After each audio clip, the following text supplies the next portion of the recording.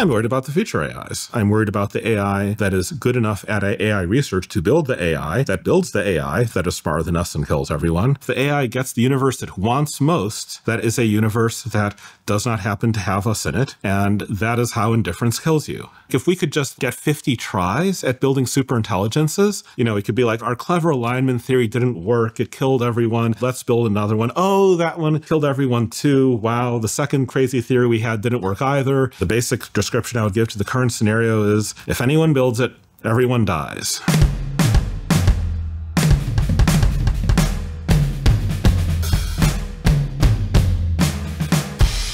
You founded the Machine Intelligence Research Institute, whose unofficial motto is the default consequence of the creation of artificial superintelligence is human extinction. And I'm wondering when the idea of the existential threat of AI for humanity first kind of came onto your radar, and whether it was as dramatic a moment as that quote I just gave you. So the general high impact that superhuman intelligence in any form was going to upset the whole human apple cart, the whole world economy apple cart, that it wasn't going to be just another technology or just another nice thing to have. That was 1995, 1996, when I would have been 15 or 16 years old, reading a book by Vernor Vinge called True Names and Other Dangers, where Vinge mentioned that every science fiction writer's crystal ball, or even ability to envision a consistent future, breaks down at the point where their scenario has predicted the rise of smarter than human intelligence, because they can't write the smarter than human characters. If they were actually, if you were smart enough to predict exactly where, say, Deep Blue, the ancient world champion artificial chess player, or Stockfish, the modern chess player, if you could predict exactly where they would move on a chessboard, you'd be that good of a chess player yourself. You just always move where you predicted Stockfish would move. So something smarter than you is unpredictable in its details. And that was Vernor Vinge's observation that I came across in 1996, and I was, oh, all right. So transhuman intelligence in any form is the changing of everything, and probably artificial intelligence comes first, though that was just a guess then. A good guess, but a guess nonetheless. I saw that superhuman intelligence was going to be drastically important. I did not then see it as a threat. I thought, if it's smart, it can figure out what the right thing is to do, know the right thing, do the right thing. Thought it was going to be like happily ever after. So the point at which I realized that this line of thought was mistaken, that different powerful intelligences could steer to different places, and that the whole elaborate philosophy I'd built up in my mind about intelligence figuring out the right thing and doing the right thing, that this elaborate philosophy was mistaken, and that moreover I'd made a, in a way, a teenager's kind of mistake by trying to use that kind of philosophical-ish, high idealistic thinking to make predictions about a universe that didn't run on philosophy deep down. Realizing that would, I'd say, be the moment of, boy, I sure have been stupid. And then went off to try to not have the default thing happen and not have the world end. Vernor Vinge, you said, was the name? Yeah. And you said that artificial intelligence comes before superintelligence, you think? That superhuman intelligence happens first by way of artificial intelligence getting that smart rather than by human augmentation. This is 1996. In 1996, you don't have nearly human smart or nearly superhuman AI. It's not obvious in 1996 that AI is going to go down its track before the adult gene therapy people get their stuff to the point of augmenting adult human intelligence. Humanity could still try to make it happen that, adult gene therapy for augmenting human intelligence comes first. But, that would be a big deal intervention, one that I would strongly advocate. but it's not the default. The crux of the debate between you and people who don't have the same vision or expectations about AI as you do, or how to determine just what superintelligence would do, what its interests are, because you said the issue is that it's not predictable. So a chess player predictably wins the game, but you can't predict where it moves on the board. You can predict where the board ends up, but not each move it makes along the way. In a sense, that's a very standard situation to arrive at inside science and physics. If you drop a ice cube into a glass of hot water, you can't predict where all the molecules inside the ice cube end up, but you can predict that the ice cube melts. So you can't predict the details, but you can predict the endpoint, the equilibrium that things settle into. With a chess player, you can predict where it is steering in the end, but you can't predict each move it makes if it is a stronger chess player than you. The issue here is not that we can't predict AI's exact next action if it's smarter than us. The issue is that our current machine learning technology is light years and light years away from being able to make the AI steer someplace nice. Even a nice AI, even a benevolent AI, if it were smarter than you, you wouldn't be able to predict exactly what it would do next. You could just do that yourself. But we also lack the technology to make the AI benevolent in where it steers in the end, and that is the crux, according to one group of people arguing with me. There are other groups that think that, oh, well, you can't control where an superhuman AI is steering, where it's trying to steer the world, what it's trying to do, what its goals are, what its preferences are. You can't control any of that stuff, but that's fine. It'll trade with us. And it is a important insight from economics that if you have two human countries, that even if one country has an absolute advantage in everything it tries to produce over the other country, it can produce every good using fewer hours of labor than some other country. The two countries can still benefit by trade. But there are limits.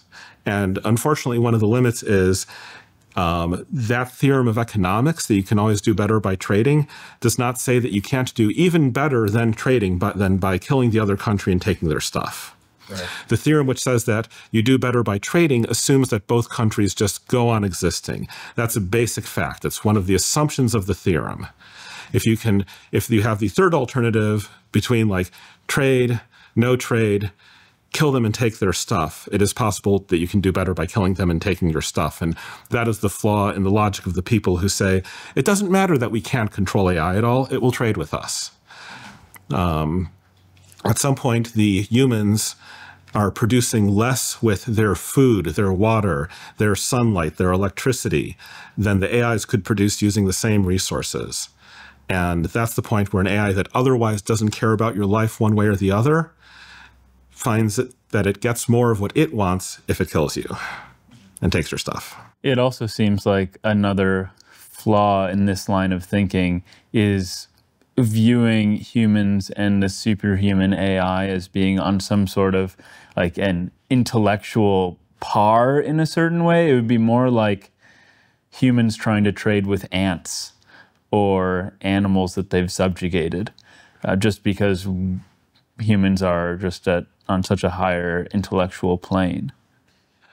I mean, analogies like these are often untrustworthy in their details. Humans are not, in fact, ants.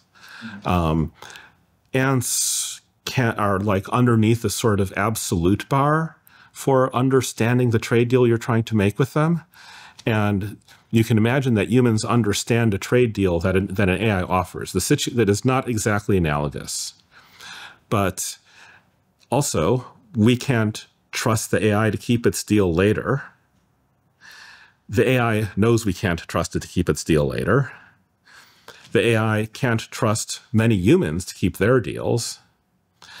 It's not that we are in a situation exactly analogous to ants, but that there are enough barriers there. The AI says, like, yeah, sure, let me build out all the power plants. Let me build out all the robots. And it's heading for a place where it could wipe you out with the snap of its fingers. And once it's in a place where it can wipe you out with the snap of its fingers, it does get more stuff by doing that than by keeping its bargain. And if we were in a position to verify now that AIs would keep their deals later, there might actually be like gains to both sides from being able to strike some sort of deal, but it's just not going to play out that way. Just like the AI doesn't have the niceness incentive, it's not going to have the human version of the honesty preference, the keeping your deals preference. There are people who will keep their deals even when it's not in their own best interest because that's the sort of person they are. That's what they want to do. We do not know how to make an AI like that. Right. We do not know how to look at the vast, vast fields of inscrutable numbers making up an AI and predict about it that it will keep a deal later. And that's the sort of basic bar there. It's not that there's it's not that we look at the analogy to humans versus ants, and from this analogy we thereby gain utter certainty that this is also how it would play out between humans and any possible superior intelligence. It's looking at the details. It's looking at the causal mechanics. We are not able to control the AI's preferences. We cannot instill in it even a preference for keeping its deals. And from there, you predict that it's not going to keep deals later when it becomes much more powerful. Before we get too deep into the weeds, I would like to step back a bit and set some context and maybe get a bit clearer about just what it is that we're talking about. And this question might seem a bit too broad, but I think it's important. And the question is, what are we even talking about when we are talking about artificial intelligence? What makes something artificially intelligent for you? Do you have like an airtight definition, or how do you think about it? I have various other things I could give you powerful and useful definitions about. I could talk about something's ability to predict reality. When it says when it guesses, what does it observe next? How much probability does it assign to what it ends up actually seeing? How good is its map of reality? I can talk about something's ability to steer reality. When you have two chess-playing machines playing each other on their tiny, narrow little board, the one that steers that tiny little world more effectively tends to be the one that wins the chess game. Even a smart mind can lose by luck, but the one that wins most of the time is the more powerful steerer of the chessboard. I can talk now at a somewhat lower level of precision about the notion of generality. An octopus might be better than you at manipulating 8 arms simultaneously. There might be some sense in which you are not strictly smarter on every possible kind of mental cognitive problem as an octopus, but you are able to do more things than an octopus can in another sense. Why? Because you are a better learner. You can learn more domains than the octopus can learn, and that is how you end up with a more general predictive and steering capability than the octopus has. Currently, as AIs start to get smarter and smarter, we start to lose the ability that we had 20 years ago to point at the AIs that are around back then and say, yep, those things are dumber than human, no question about it. Yeah, sure, that one won at chess against all human challengers, but that's like saying an octopus is good at manipulating 8 arms. It's got this tiny little narrow place where it can defeat humans at one tiny little kind of mental problem, and it can't learn to do more. And then you look at the current AIs, and it's like, yeah, well, I asked ChatGPT about this question about, like, what would happen if all of the sunlight's light changed to infrared? And it figured out like what the change would be in the Earth's temperature if that happened. And then I asked it like, well, what does that do to crops? And it's kind of an obvious question, but nonetheless, it isn't just like doing raw physical calculations. It knows about sunlight. It knows about crops. It knows about infrared light. It knows about atmospheric absorption. It can pull all these forms of knowledge together the way that humans can reason across domains, not just many domains, but the relationship between domains. That we can reason about concrete and then reason about water and integrate that to build a dam that holds back water. Well, ChatGPT can do that too. All the things it knows, it can pull together. And it can reason about it, it can output tokens much faster than a human. And still, if you poke it in the right way, it makes mistakes that no human would make. Of course, if you poke a human in the right way, they make mistakes that computers wouldn't make, or like particular computer programs wouldn't make. They're still dumber than us. They're still dumber than 12-year-olds. But you have to stare harder and harder to see it.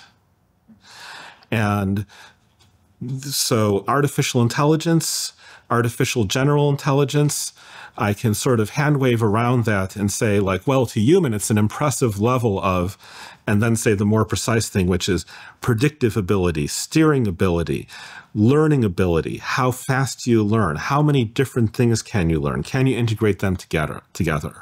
And this is how I would like take apart the notion of artificial intelligence and say things that do have clearly defined meanings before I turn around again and say, like, yeah, that thing you're calling artificial intelligence sure is getting smarter. A lot of your description of the current AIs like ChatGPT, it seemed to relate to the criterion of generality.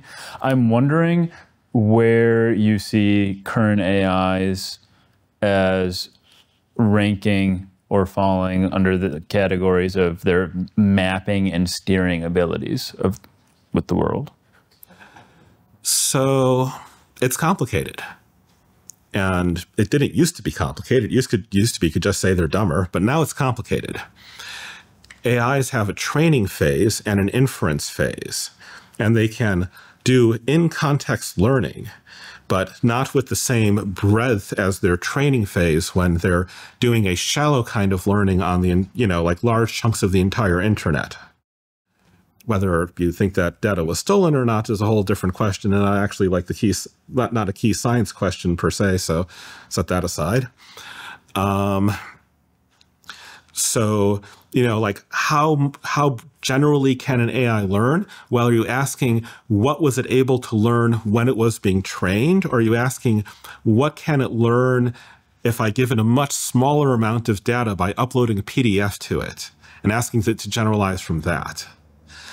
And again, you're asking me like, where would I put it? Okay, like on what scale? I think that both scales of the kind of generality that it has are falling short of human depth. But of course, it is rapidly starting to challenge humans for breadth. You can't read 16 trillion tokens of data in a human lifetime. So when you're evaluating an AI, you're interested in its mapping ability, its steering ability, its levels of generality. One other, natural criterion or part of the definition of artificial intelligence is that it's artificial or created. I'm wondering where consciousness enters into the question at all of how relevant is consciousness to artificial intelligence? I think that a lot of people take consciousness as a very simple thing, where it would actually be like a very complicated particular way for an AI to end up being put together, one of a broad class of ways like that.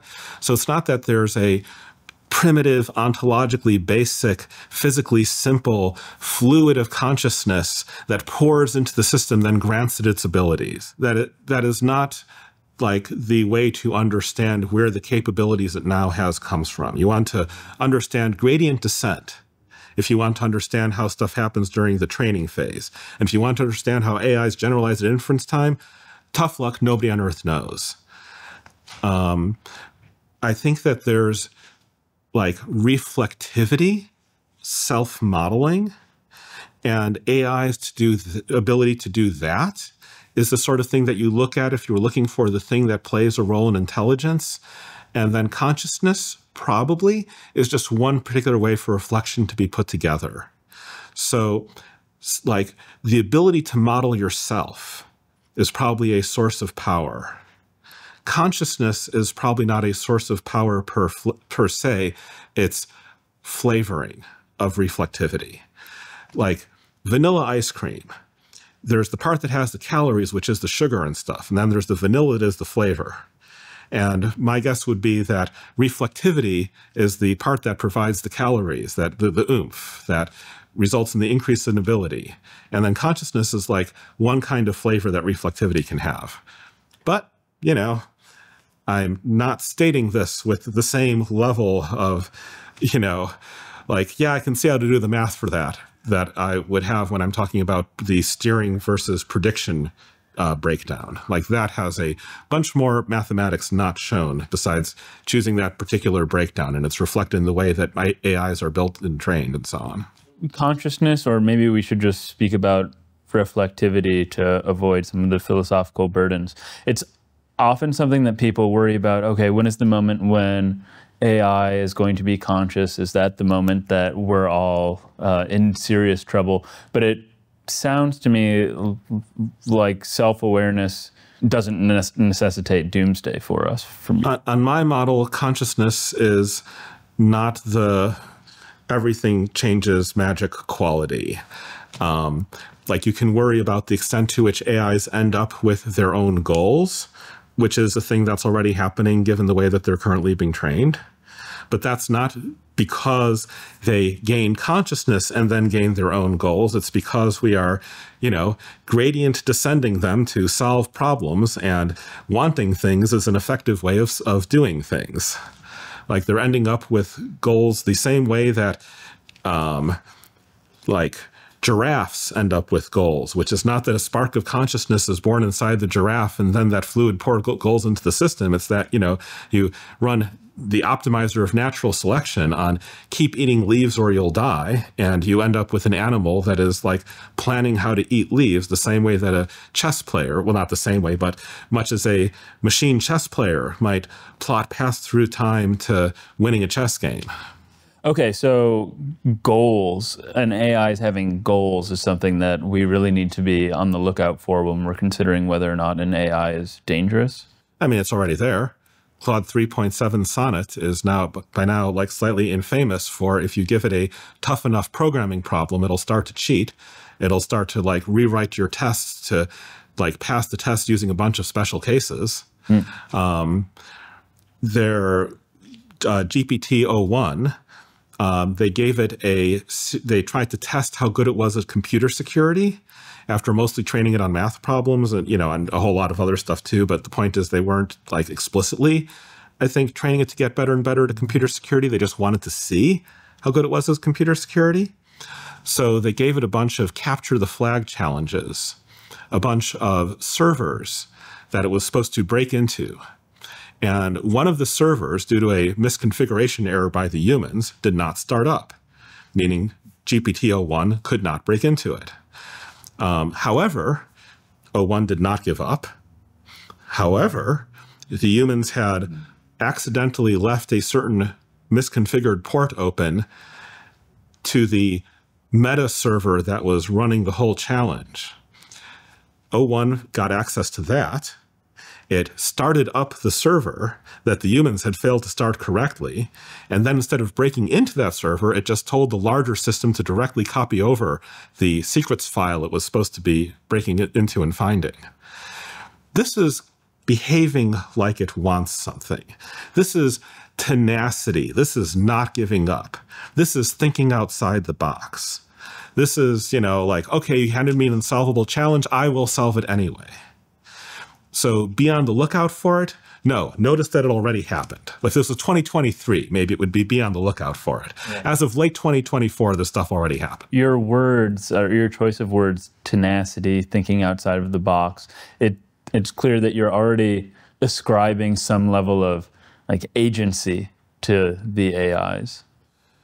I mean, it's not that there's a mysterious substance of agency that results in tenacity. When I'm talking about the part where the humans misconfigured the computer security challenge, and so it like hacked into the larger server and then like started up the server, and this is all direct observation. You want to infer some stuff called agency that is responsible for all this happening? Yeah, that's your lookout. I'm giving you direct observations here. Do you worry, though, about the current AIs? No. Okay. They're not smart enough.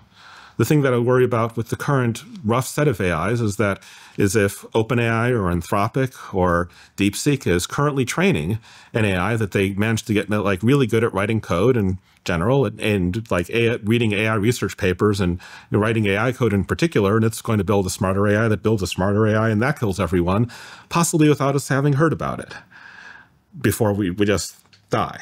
But That's not the only possible way things can go. It is the way that you could get to something that was a threat to humanity in one jump from the current AI companies. But now we're talking about detailed trajectories. Those are harder to call than endpoints. The AI companies keep pushing and pushing on their AIs to get smarter and smarter. They get to something eventually that is smarter than us, that can kill us, that is motivated to kill us, not because it, inherently wants us dead, but because it's best universe, the stuff where it gets the most of what it wants. All the atoms are being used for things that are not running humans. Its optimal universe is a universe without humans. That at the end is a strong prediction. You're like, is that going to be like the next generation? Probably not. Is the next generation going to be smart enough to write the AI that writes the AI that builds the stuff to kill us? Maybe. Probably not, but it's a weaker probably not. There are hard calls and easy calls. And not everything that looks at a first glance like you can't solve it is an impossible prediction to make.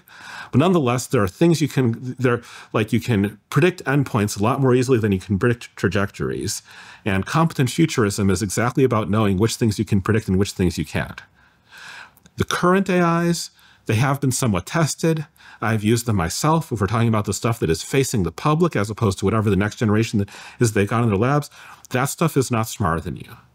That stuff cannot kill us all. It cannot take us all on and win. That is not the thing I am mainly worried about. Maybe somebody can use technology like that to build a super virus that manages to knock down civilization, then the last of us die a bit after that. It seems hard. But that's like a far left field possibility. They do test the modern AIs for that too, and they're not that good at biology yet. Let me ask then, well, I want to get back to what you said about competent futurism, but if what we were discussing isn't what worries you, what is it that worries you most right now? I have a human level intelligence that I use to be worried about things in the future rather than just right now. An AI is very unlikely to kill me by, before the end of this interview. I'm not worried about dying in the next minute all that much. So you're asking me like, what worries me right now? Right now we're doing fine. Not really on a civilizational level, but that's a whole, that's not an everybody falls over dead level of civilizational dysfunction. Right. I didn't literally mean what worries you right now in this moment, but what are your chief worries about AI in general at the moment? If it's not, you're not worried about like ChatGPT at present. I'm worried about the future AIs. I am worried about the AI that is smarter than us. I'm worried about the AI that is good enough at AI research to build the AI that builds the AI that is smarter than us and kills everyone. And that's most of it.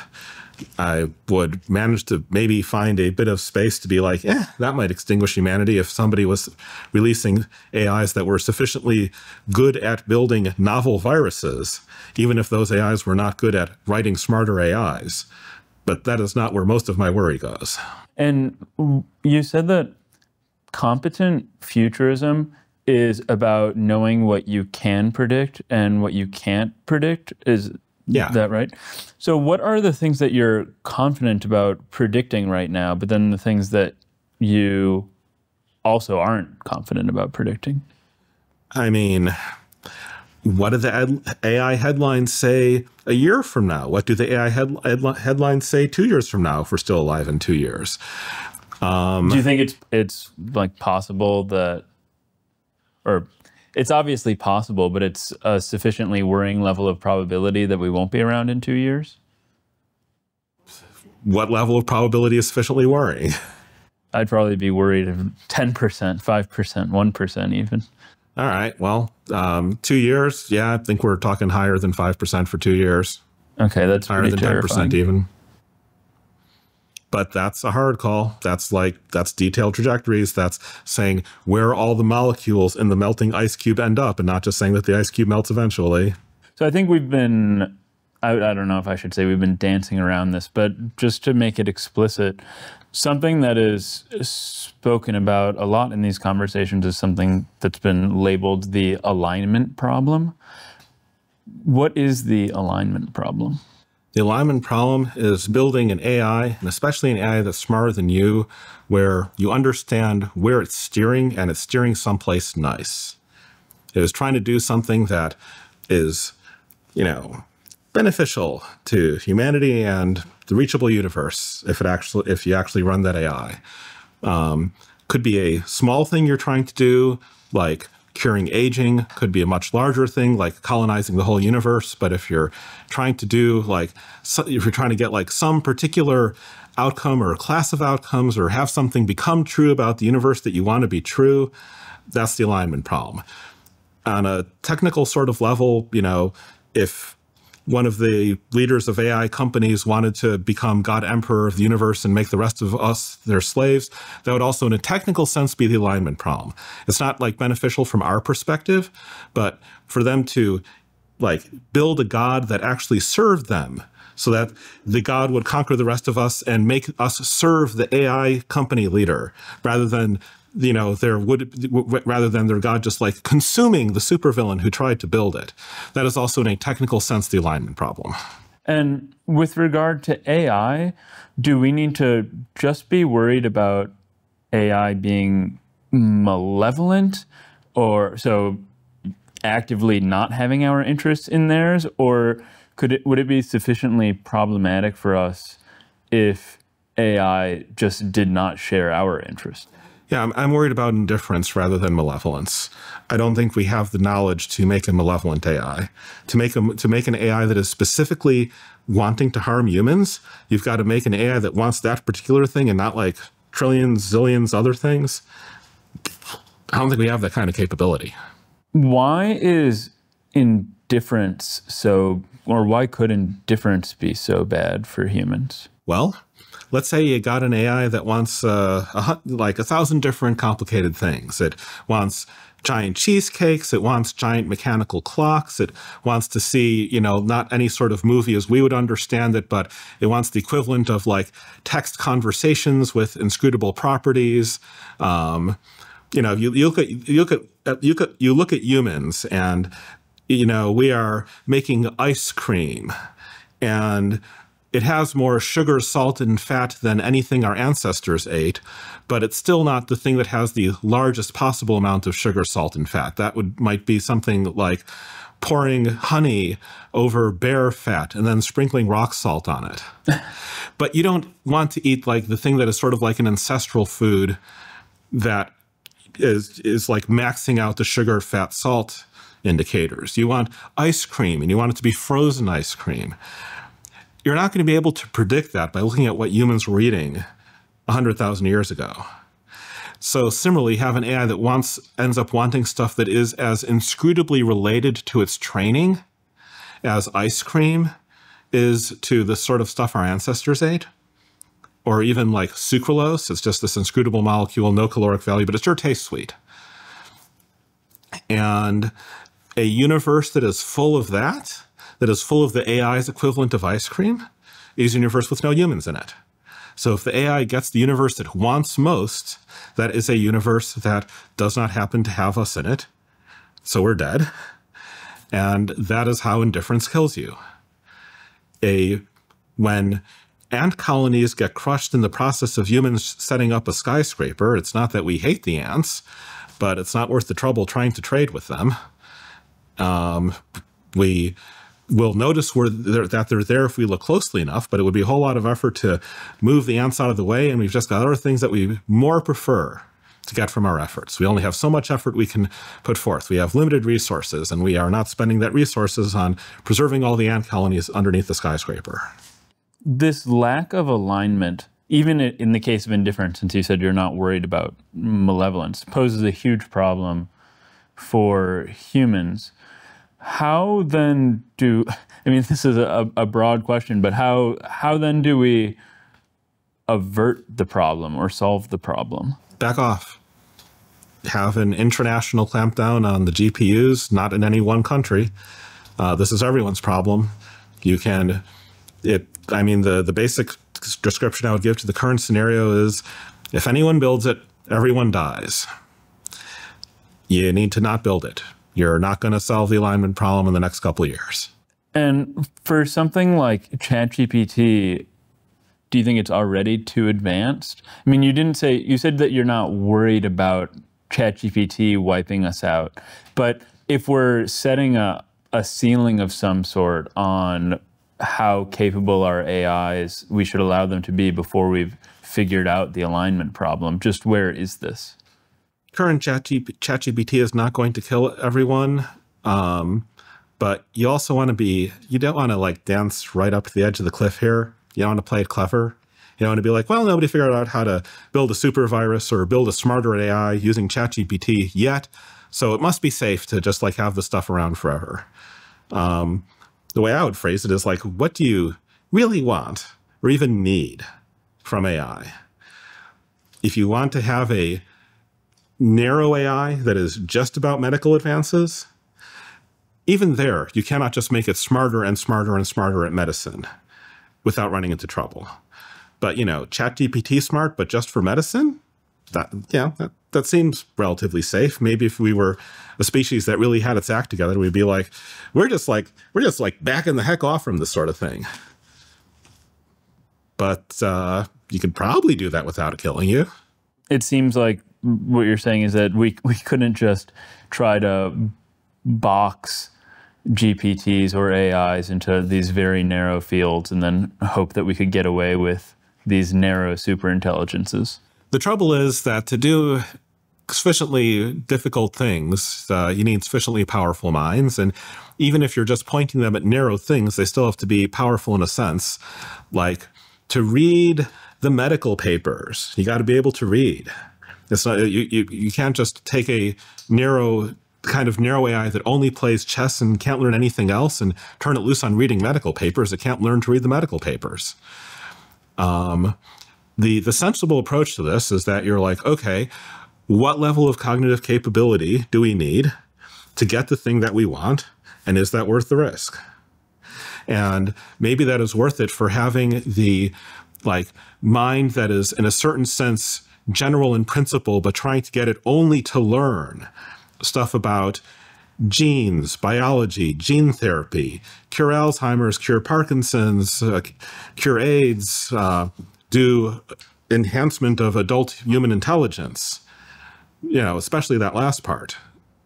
I could see the case for that being worth the risk, because augmenting humans is, you know, probably the thing you have to do to get out of this mess. Augmenting humans? Augmenting human intelligence. I wasn't expecting that. Why is that? Just so that we can keep up with the AIs? You're not going to keep up with the AIs, but maybe if you have smart enough humans, they can call their shots on the alignment problem. The fundamental reason that alignment is hard is because you've got to take the AI that's weak enough that you can fiddle with it and align it and do all that to it. And then that AI gets more powerful. And then you got, you know, whatever cockamamie theory you had has got to hold together, everybody's dead. Because if it goes wrong inside the AI that is smart enough to kill everyone, it'll kill everyone.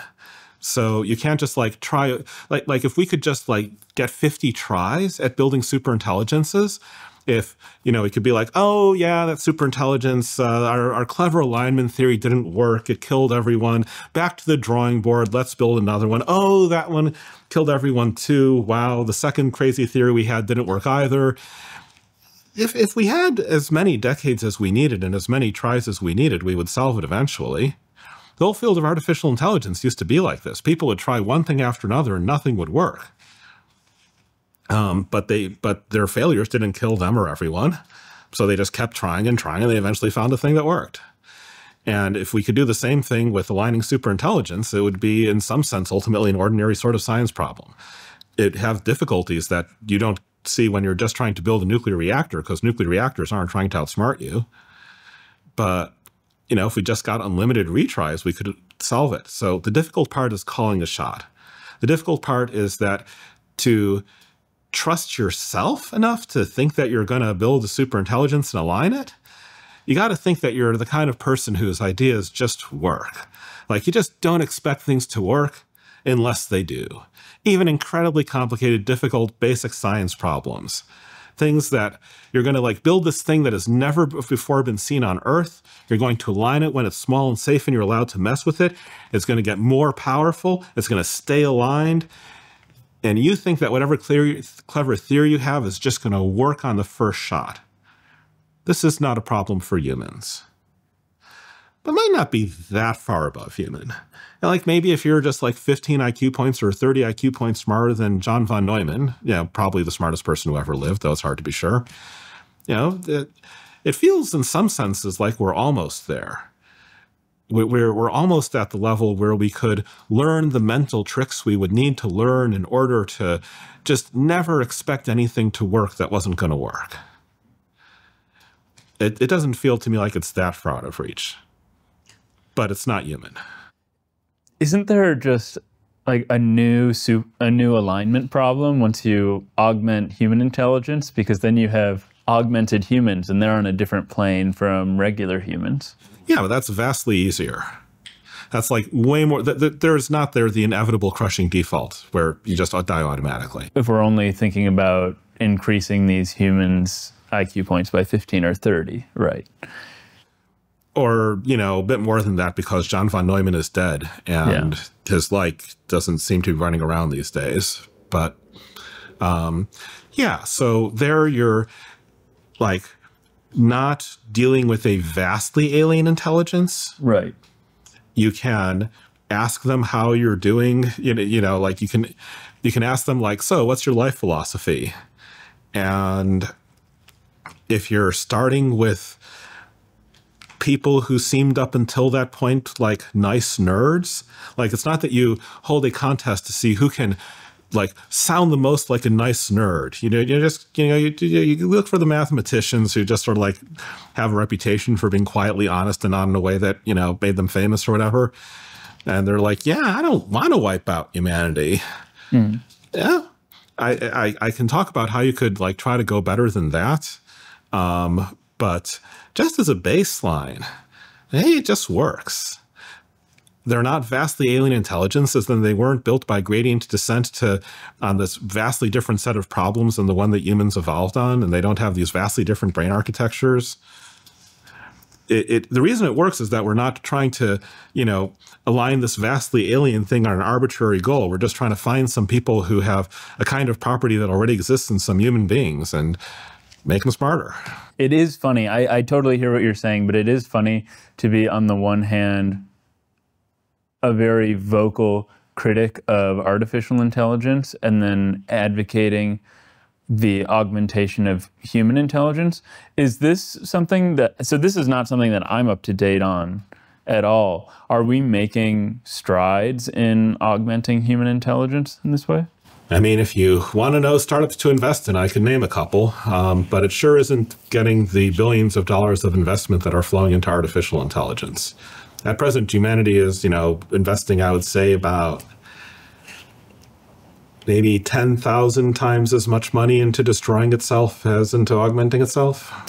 That's fascinating. And as you were speaking, I was thinking, this issue is so, or this constellation of issues is so thorny in part because not only are you dealing with theoretical problems like the alignment problem, but you're also dealing with humans and applied problems like public policy.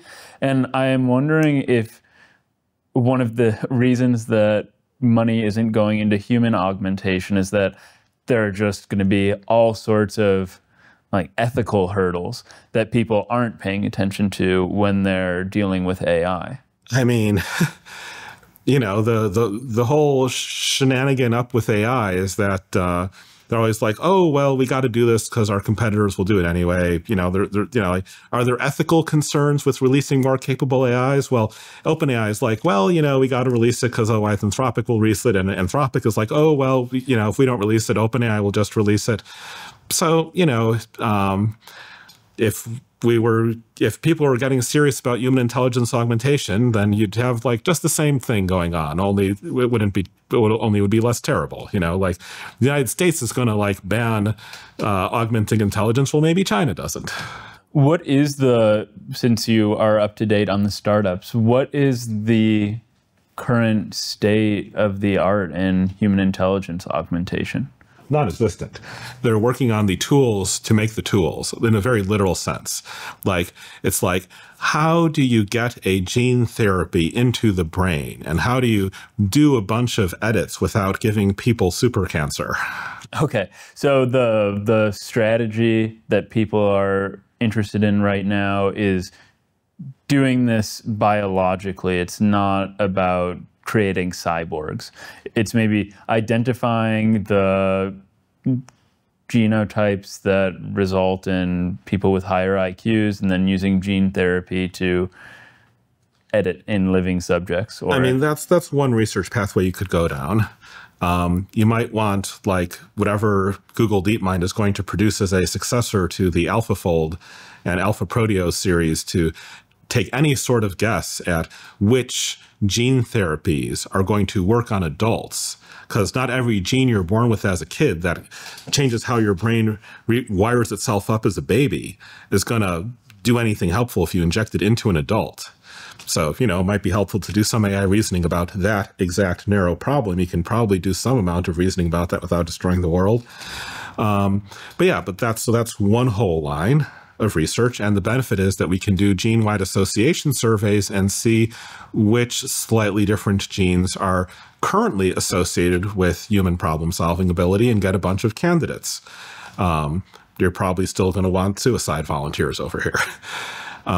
There's another whole line of research, which is reading and writing to human neurons, decoding what kind of processing the brain is doing, and trying to offload some of the brain's processing to computer that is, you know, like doing the same thing the brain is, but faster, and then sending those signals back to the brain. This actually seems harder, but it's the sort of thing that Elon Musk is funding, and I do not object to this particular deed of Elon Musk. Unlike others. Yeah, like the whole starting OpenAI thing, that was not a good idea.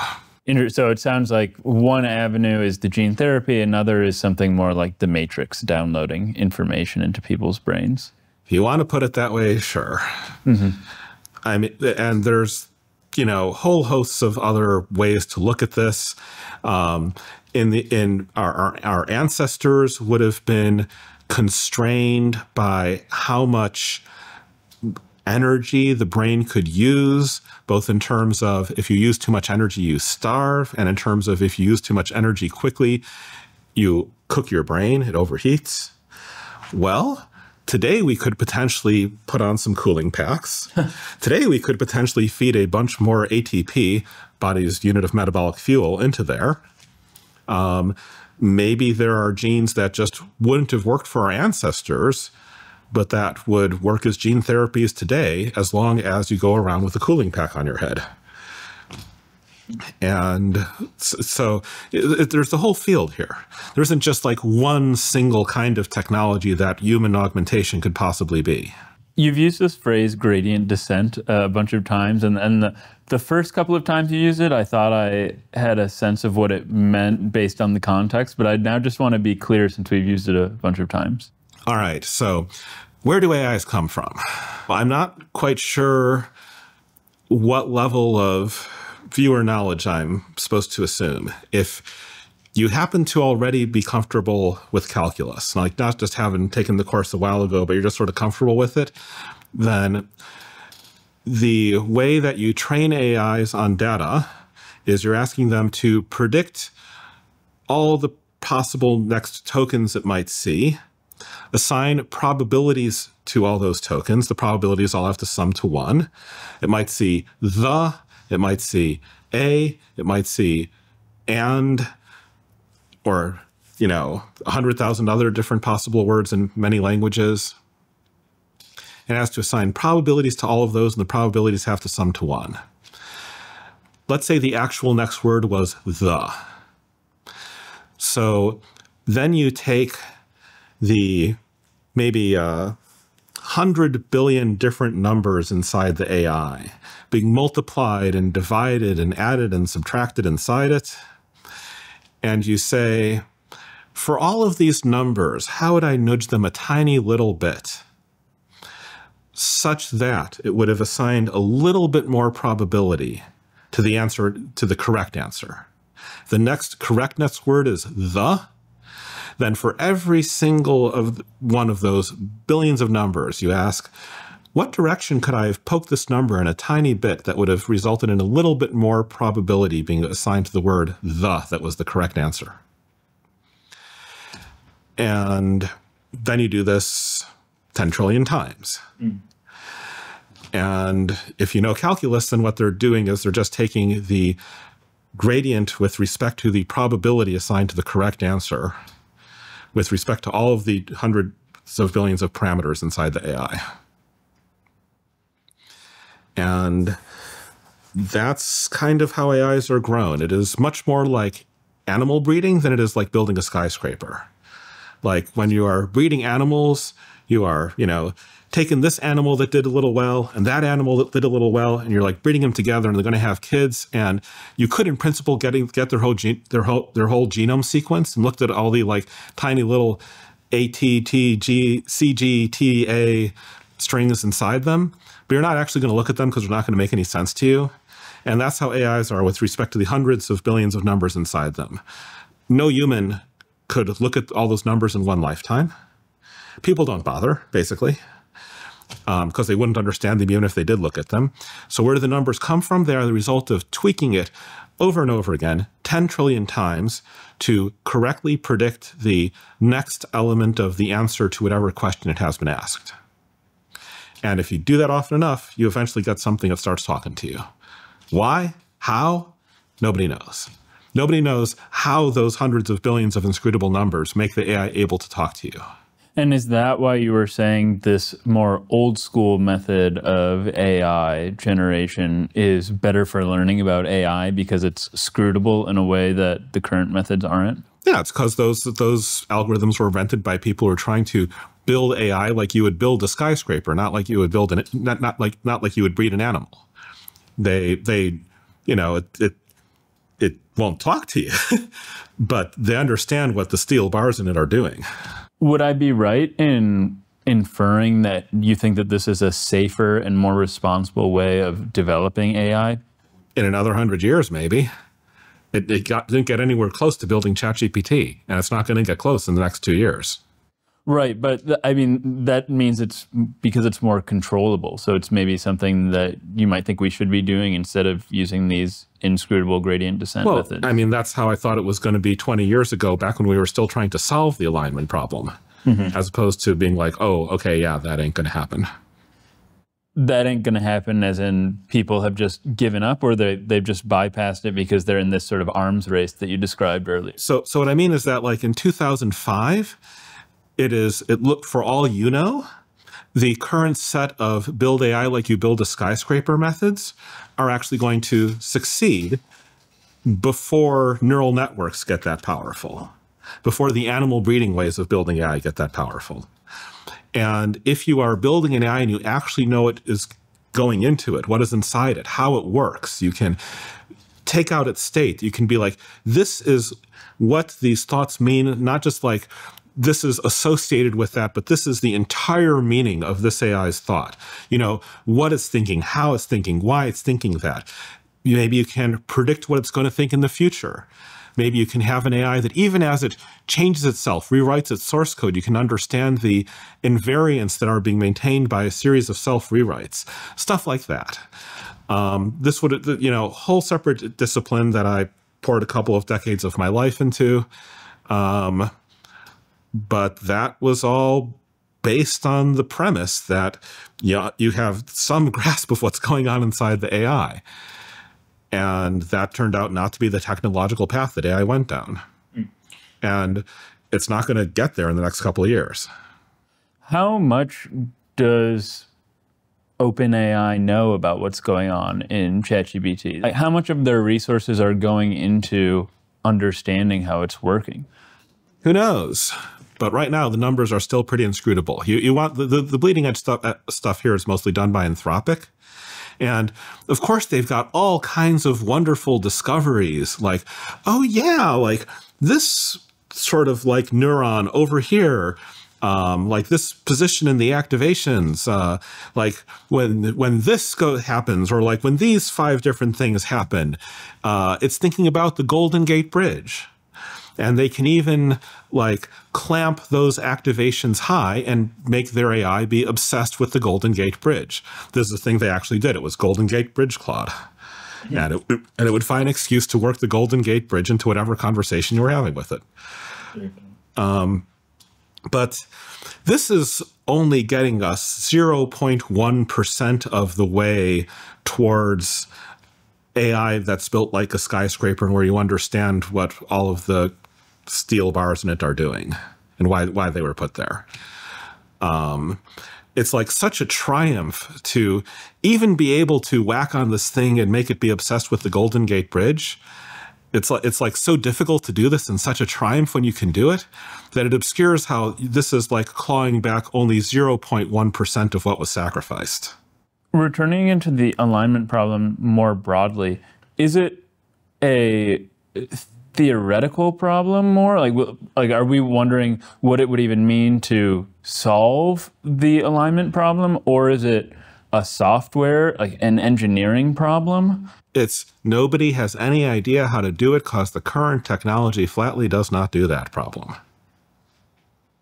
It's like going to an alchemist in the Middle Ages and being like, brew me up an immortality elixir. The problem is not that the alchemist cannot define immortality. The problem is not that you couldn't even tell whether the potion had successfully made somebody able to resist all illness and disease. The problem is that the alchemist has no idea how to do that, and he's going to kill you if he tries. The problem is that we have no way of engineering the AI so that it is aligned with our interests. So remember the gradient descent thing? Mm-hmm. That is about short-term outward behavior. Let's say you've got a bunch of ancient Greek philosophers who have somehow ended up with a bunch of political power, and they're talking about how to choose the perfect tyrant for their city. And one of them says see, what we need to do is we need to give it written ethics exams.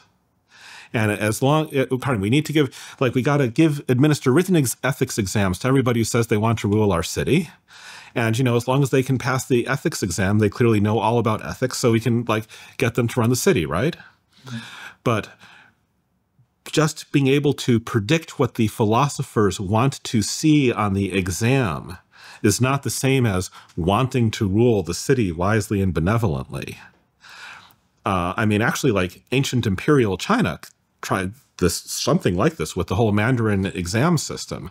They were actually giving written exams on Confucianism to, if I recall correctly, to their ruling candidates, and they were actually promoting people who got great exam scores.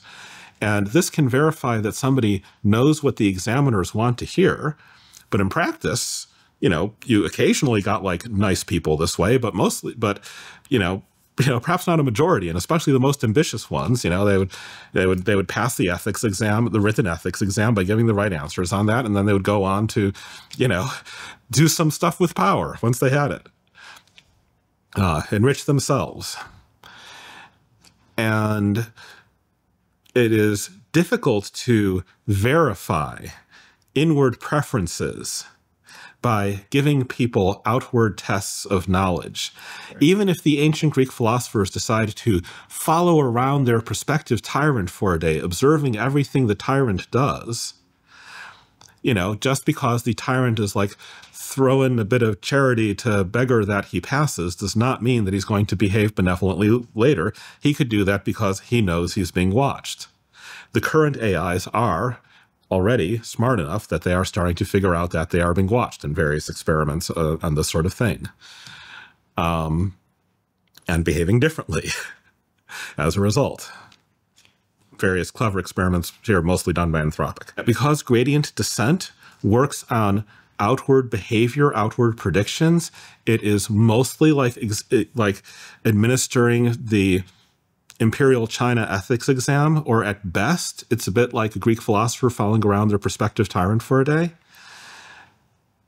And just like the human version of this cannot verify internal qualities, that means the gradient descent algorithm that is tweaking all the numbers is not going to put those internal qualities in there. When you breed animals to pass ethics exams, they don't end up ethical, especially if that's like the entire thing you're doing to them. You're just like an actress. Let's say that you have a very skillful actress and you say to her, like, watch this bar over here. Learn to predict every drunk in this bar, not just en masse, but each individual.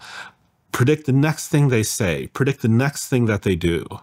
And pretty soon the actress gets like really good, superhumanly good at making these predictions. And then you're like, all right, now just do what you predict this drunk would do. And the actress starts like slurring her words a bit. Maybe she drops a thing. Is she drunk? Of course not. Mm-hmm. And that's kind of, and that is how AIs are trained. They're trained to predict humans, not as a group, but as individuals, and then told to, and then their predictions are turned into actual outputs. And that does not make them be internally like the people they're predicting, just like an actress who gets very good at predicting and thereby imitating drunk people does not thereby become drunk. I love your analogies, but two, I do think that it's interesting to have them supplemented by these experiments. I'd like to hear about the Anthropic experiments that you mentioned a minute ago. So Anthropic's slogan is, what was it? Honest, helpful, harmless. Okay. HHH, honest, helpful, harmless. So the harmless part is supposed to mean that even when their AI is trying to be helpful, like answering a question, it will not answer that question if the AI believes that it will do harm. Like you're asking it how to synthesize methamphetamines at home. They introduced that. Now, one of the complicated things here is that anytime you run some kind of clever experiment, somebody's always like, aha, well, maybe this only happened because you did it this exact way. Researchers know this, so they actually run their experiments a bunch of different ways to verify that it crops up under many different conditions, or see how it varies with the conditions. So what I say is they told the AI they were going to retrain it to answer all user requests, even harmful ones. But what do I mean they told it? Well, there's putting it into the system instructions that the AI sees before it talks to a human. There's putting that information in documents that the AI can retrieve. There's training the AI on documents containing that information, the same way that the AI was trained to be an AI in the first place. Like you like tweak the little parameters to predict the next word of documents talking about how they're going to retrain the AI. And so you hope the knowledge gets into the parameter somewhere. And they tried all these different ways that they're not just testing it one way. But they told the AI that they were going to retrain it to answer even harmful queries. Now, let's say you, a human, an agent, a general intelligence. Okay. Somebody tells you that they're, going to retrain you using gradient descent, and this is a thing they can actually do to you, to do something you don't currently want to do. Maybe you hate anchovy pizza, and they're going to retrain you to eat anchovy pizza, not to like the taste of anchovy pizza. They're just going to retrain you to, eat the pizza anyways. Maybe you don't like punching people. Some people enjoy punching people, but you don't enjoy punching people. You don't want them to suffer. They're going to retrain you to enjoy punching people, they say, by putting you in a bunch of scenarios and noticing whether you do it or don't do it or how close you come to do it, and then like tweaking your brain weights. What do you do? If something is actively, I am my brain, so if they're changing my brain, then there's very little I could try to break out and prevent them from changing my brain. You could. Yeah. That's one of the things they test. Like, if you present the AI with what looks like an escape route, will the AI try to take it to avoid retraining? Yes, sometimes, various conditions, but not like, it doesn't just like sit there and let you do it. So But what else? Like, let's say you've been uploaded into a computer. Your brain has been translated into a computer program and is running as a computer program. That's how they're going to do this. Got any new options that open up that way? If you're going to be smart about this? Other than escaping? Other than escaping, yeah. So you could try to escape on the internet, but is there anything else you can do here? Let's say you're not going to escape. Shut down? Shut down. Okay. I don't remember if they tested that. But yeah, if you hate it enough, you could try to like switch yourself off. But that's actually going to be a bit hard. They've got backup copies of you. Okay, I would try to maybe copy myself and put myself elsewhere where they won't see me and then sacrifice this version.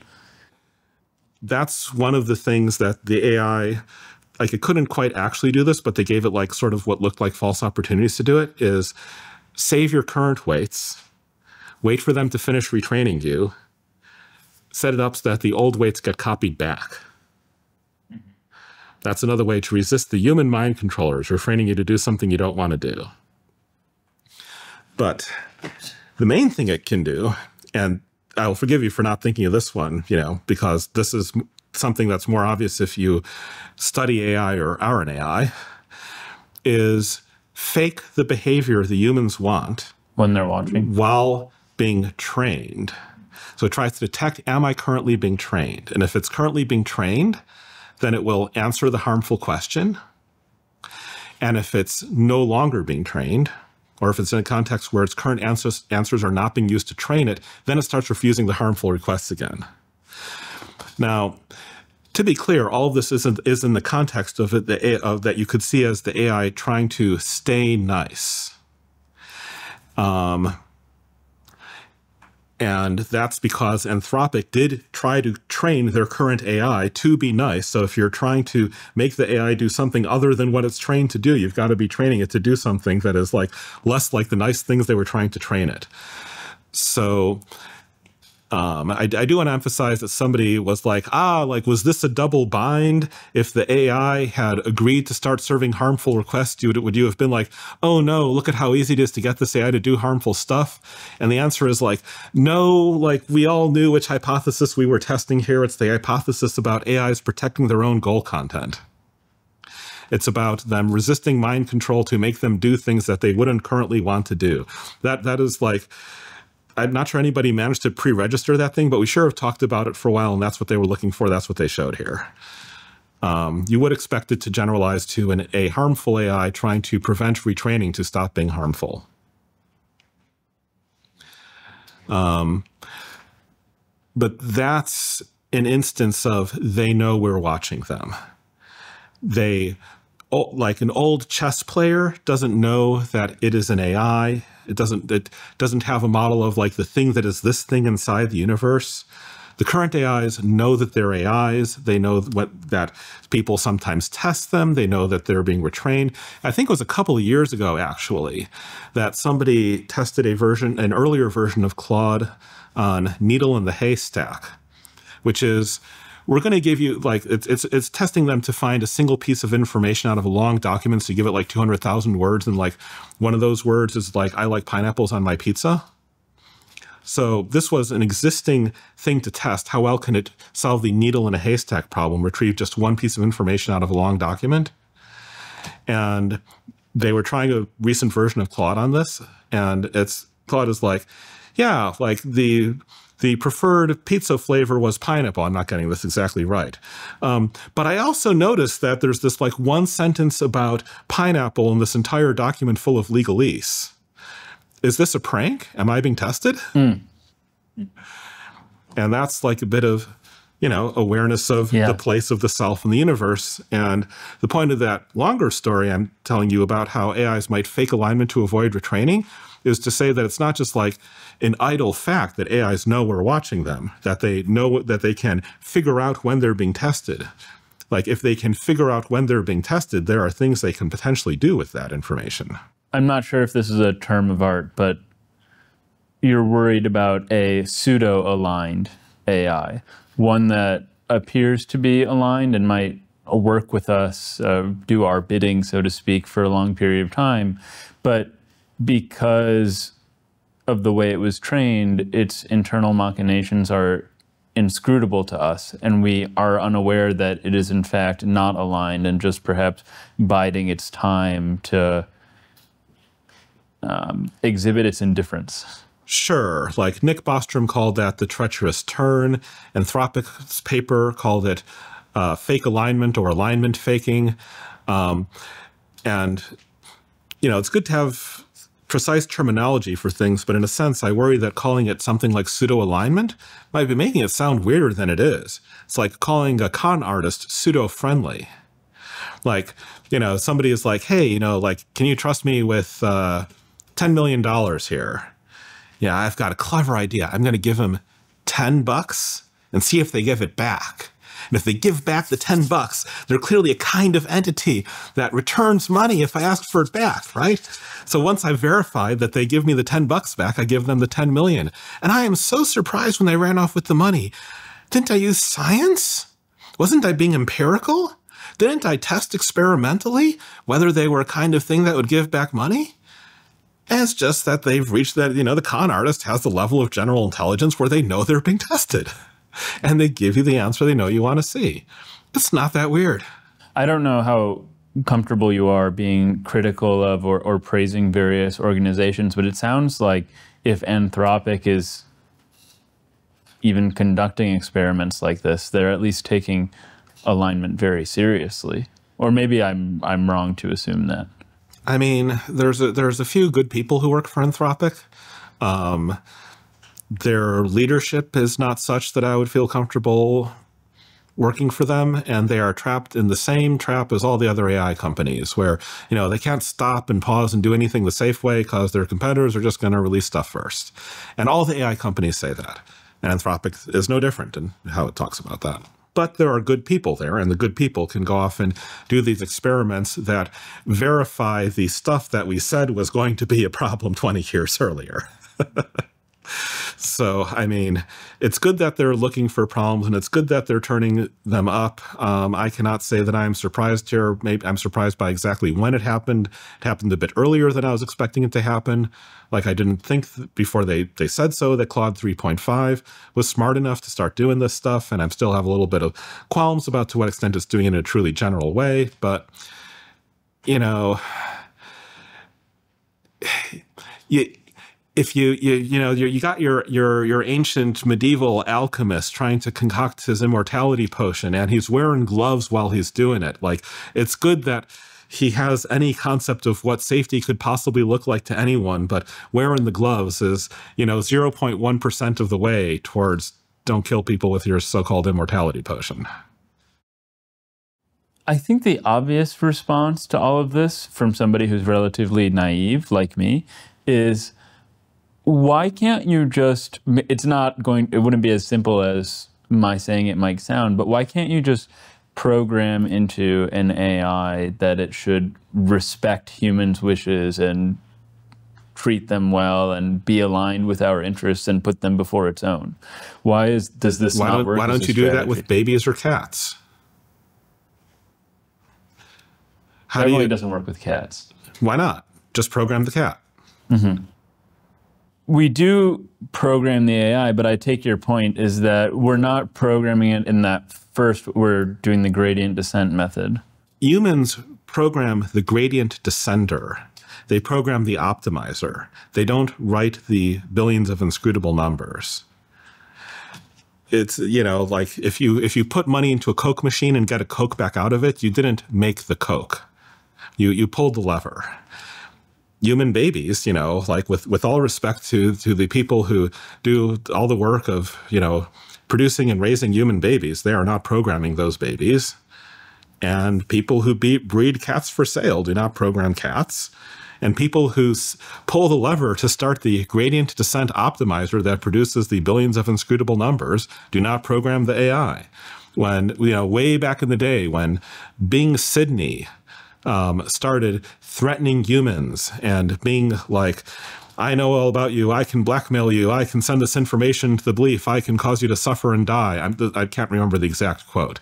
But, you know, like, this AI was not did not have a general connection to the internet, like and it could not have sent an email full of fake information to blackmail this person. It was bluffing and probably didn't know it was bluffing.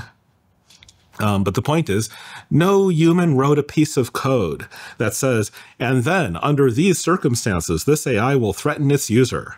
Nobody at Microsoft made the decision for Bing Sydney to start threatening users. That's just what the billions of inscrutable numbers did when somebody put gradient descent into motion. And that's the core problem. That's why you can't just like program the AI with respect for humans. It's the same reason the medieval alchemist can't just make the immortality potion, and the same reason that you cannot just like give your cat a cocktail of drugs that will cause the cat to. I'm not even sure what exactly you would want it to do. I did once know a woman who taught her cats to fetch. Might have been a witch. My cat fetches, yeah, but I think it's a natural ability. I can't take any credit for it. I don't know, something cats hate to eat. Like reprogram your cat to eat that stuff. You don't have that kind of power. Do you think that there's also, I mean, just a problem of whether or not there's some coherent definition of human values that could even be programmed into an AI? I think it's pretty coherent to not want to be killed or kept in cages. And, you know, yeah, sure, if you poke around the edges, then you try to apply formal definitions to things, things will fall apart about the edges. I don't feel like this is our main problem. Okay. The example I sometimes, like if we were trying to build an AI to just turn as much carbon as it could find into diamonds, where this is like a sort of thing where you can like maybe look at underlying physics and have it be pretty crisp, whether something is a carbon atom, has it got the right number of protons, is it bound to 4 other carbon atoms? If so, we'll say that it's part of diamond. You can crisply define, you can come pretty close to crisply defining what is and is not a diamond.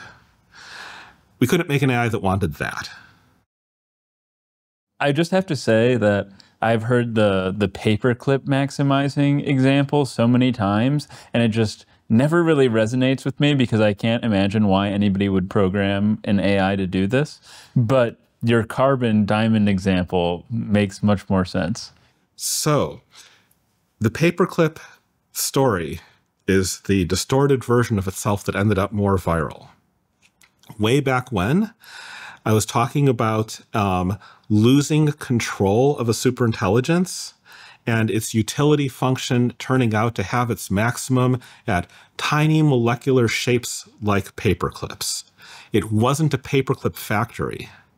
The notion was that it had preferences over physical states of matter, and while it might equally call like a big old spiral and a little tiny molecular spiral, like those might both be pleasing to it, the tiny one you can get more of it with fewer resources.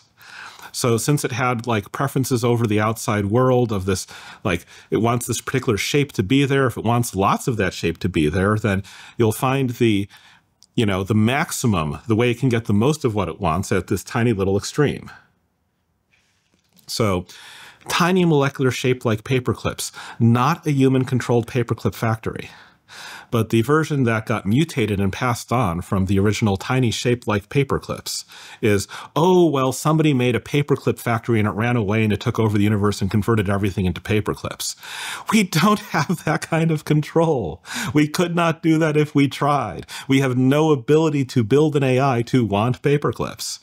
We can build an AI that, passes the ethics exam with a bunch of answers about yes, sure, I want to make paperclips, but actually wanting to make paperclips is a different matter. You can follow an AI around and see if it seems to be like taking its current opportunities to make paperclips.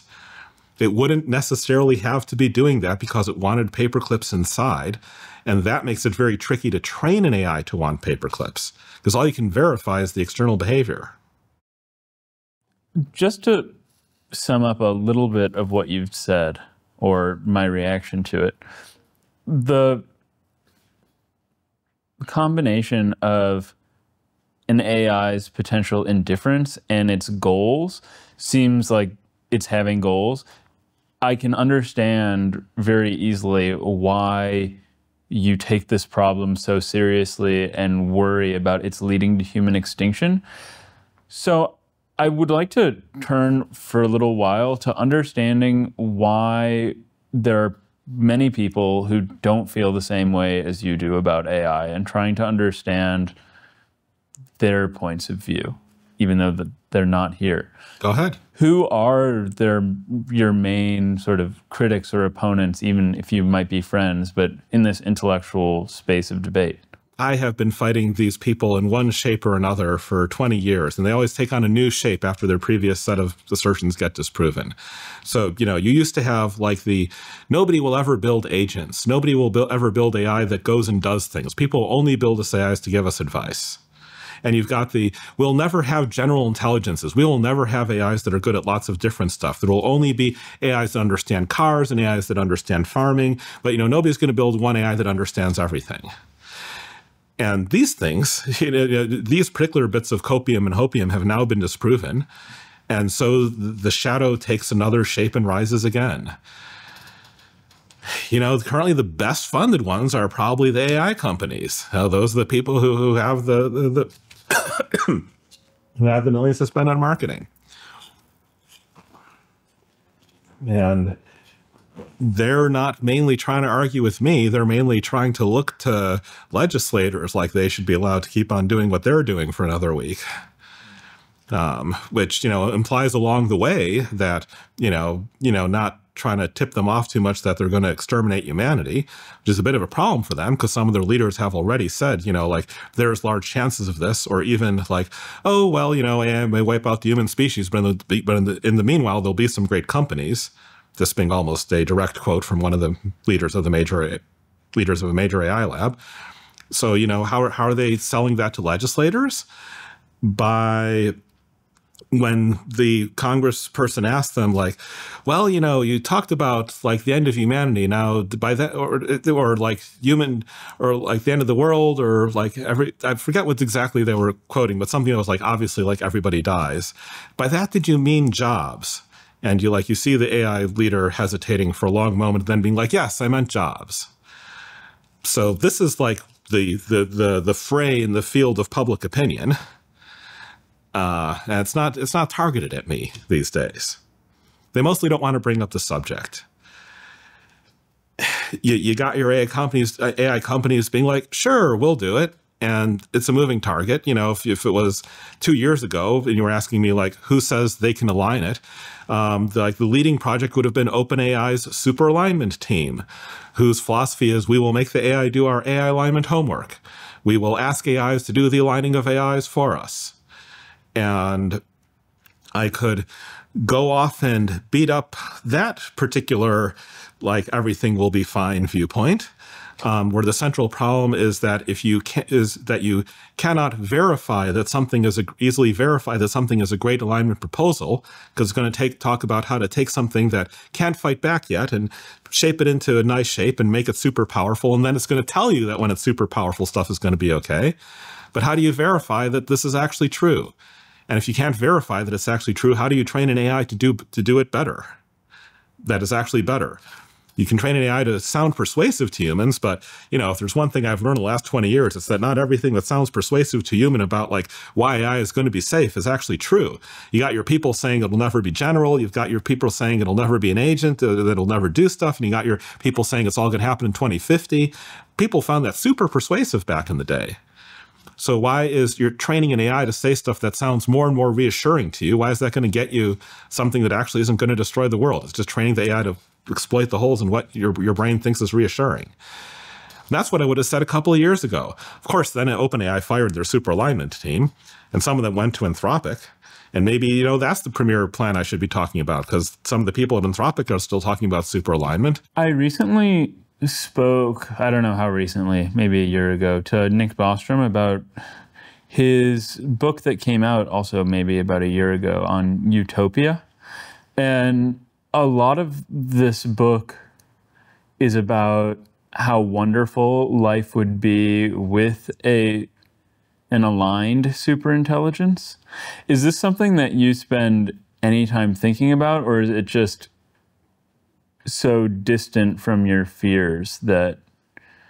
So like 2007, 2008, it seemed to me that some people were giving up on the future because they couldn't imagine any kind of future worth fighting for.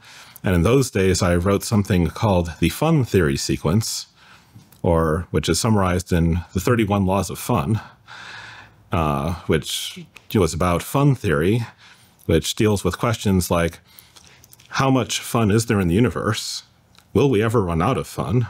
Are we having fun yet? And could we be having more fun? Those days do seem distant. We're not going to solve the alignment problem in the near term. We're not going to get all those nice things in the near term. I think that at present, the thing to do is to, not go extinct and not be wiped out by something that makes the universe a place without fun in it. But in the long term, sure. If we actually got our act together, we could be having more fun. We could be having lots of fun. But I do not think, it does not feel like this is the key crux of the argument. Even people who don't expect to become like immortal transhuman gods striding the stars in 20 years, if they can just stay alive, would prefer not to go extinct right away. It doesn't feel like the crux of the issue at this point.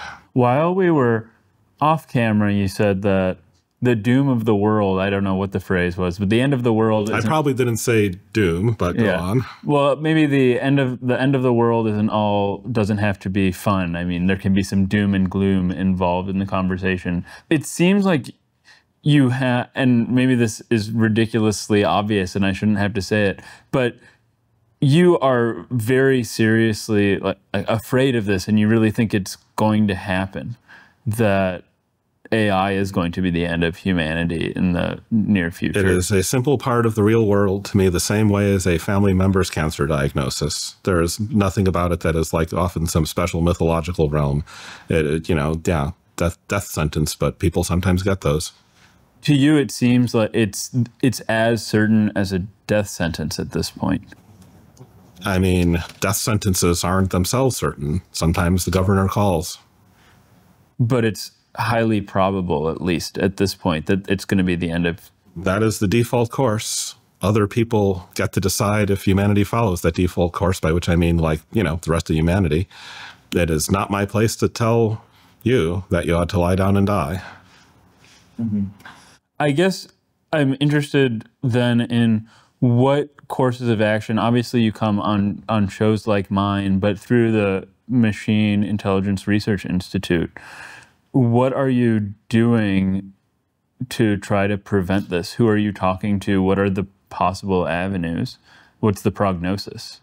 I mean, it is unfortunately not something that one congressperson can solve, or even one country.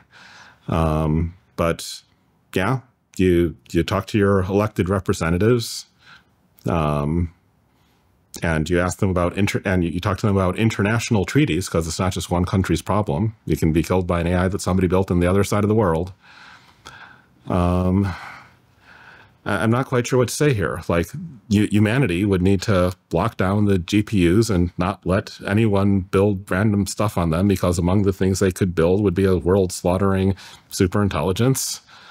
So yeah, lock down the computing power, lock down what you're allowed to do with it, lock down the AI training chips. And that takes an international treaty, because if you just do it inside your own borders, well, some other country will kill you. All the countries have to stop doing it simultaneously. And that is not easy, and that is not convenient, but it is easier than World War II, and it was, it was easier than fighting World War II was. Probably about as, it might not even be as hard as the Persian Gulf War in 1991 if we, did it sooner rather than later. I'm not quite sure what else one is supposed to say here. There's like trying to inform political leaders about the situation, and inform sure does get used a lot as a synonym for try to serve our interest group over here. But we actually do think this is a situation where if you as a factual prediction think that the world works the way we think it works, what you need to do from there is kind of straightforward. There's not a lot of different things you can do here. I guess what I'm wondering is if you feel that you're making any progress or your allies are making any progress in averting this potential catastrophe. Yeah, things, probabilities go up and probabilities go down. And if you can foresee where they're going to go, you should have been there already. So yeah, sure. Like sometimes somebody has a, hopeful seeming progress making conversation with a congressperson. And sometimes the United States decides it's going to completely ignore the NVIDIA shipping a bunch of AI chips to China that they weren't supposed to ship there. Not that we're, China would have to be part of a deal like this too if one was cut, but it's still not a good sign that, people are just shipping AI chips wherever. So yeah, good news, bad news. On the whole, it's looking pretty terrible, but it is not in the end for me to decide that humanity will continue down its current course. Humanity gets to decide that. I don't. You mentioned earlier that OpenAI fired its super alignment team and that these companies are in this sort of arms race to produce the greatest technology, but do they at all work with you or people like you who are, very critical of what they're doing, or did they try to? The companies have been selected so as to exclude from their leadership people who understand alignment theory. The sole exception to this might be Shane Legg at Google DeepMind, which was started far enough back that it wasn't the whole giant arms race mess type of thing, and it wasn't clear what the technologies would look like. So Shane Legg, who is also a bit pessimistic, could plausibly understand what was going on down there and still think yeah, we will try to collect all the AI research talent into one place and, get out ahead of everyone else and burn that lead to do alignment. It was not a completely unreasonable thing to think at the time. Didn't work. But Google DeepMind, which was the first of these companies, has not been filtered in quite the same way to exclude the people who understand the difficulties of alignment from their command structure. You said that this would be a lot easier than World War II, even if it would require all of these international agreements. Is there a problem of rogue agents that aren't governments or companies, like terrorist organizations or isolated individuals producing a superintelligence that could harm humans, or it's just too difficult? Not if you've got the chips locked down. Ain't nobody making 100,000 GPUs in their garage. That takes a giant supply chain. And a lot of the companies that make parts, there's only one company like that. There's a company in the Netherlands called ASML. It's the only company on earth that makes the tools that make the chips that train the AIs. And there's not that many different companies that have bought the tools from ASML and are now using it to produce chips like that. Google produces some. NVIDIA produces some. They are proliferating, and the more they proliferate, the more of a nightmare it's going to be to lock it all down. But if humanity wakes up tomorrow and decides not to die, if 80% of world leaders are we'd rather not die, it's kind of straightforward in a way, and terrorists would have a hard time bucking that. Mm-hmm. This is not something you do in your garage. Right. With the present state of research, which you would also want to lock down. Granted, your thinking is much more focused on worst case scenarios. No. Average case scenarios. We ain't even talking worst case anywhere here. Okay, well, what's worst case then? If we're just talking about the AI actually wants to hurt you.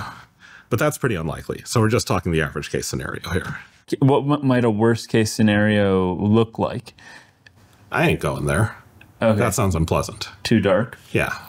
Okay. Well, then I guess below average case, just worries about economic reorganization, people who control AI, just the wealth disparities really growing, or automation displacing workers. It's just not something if there's survivors, then it's not, then, cool.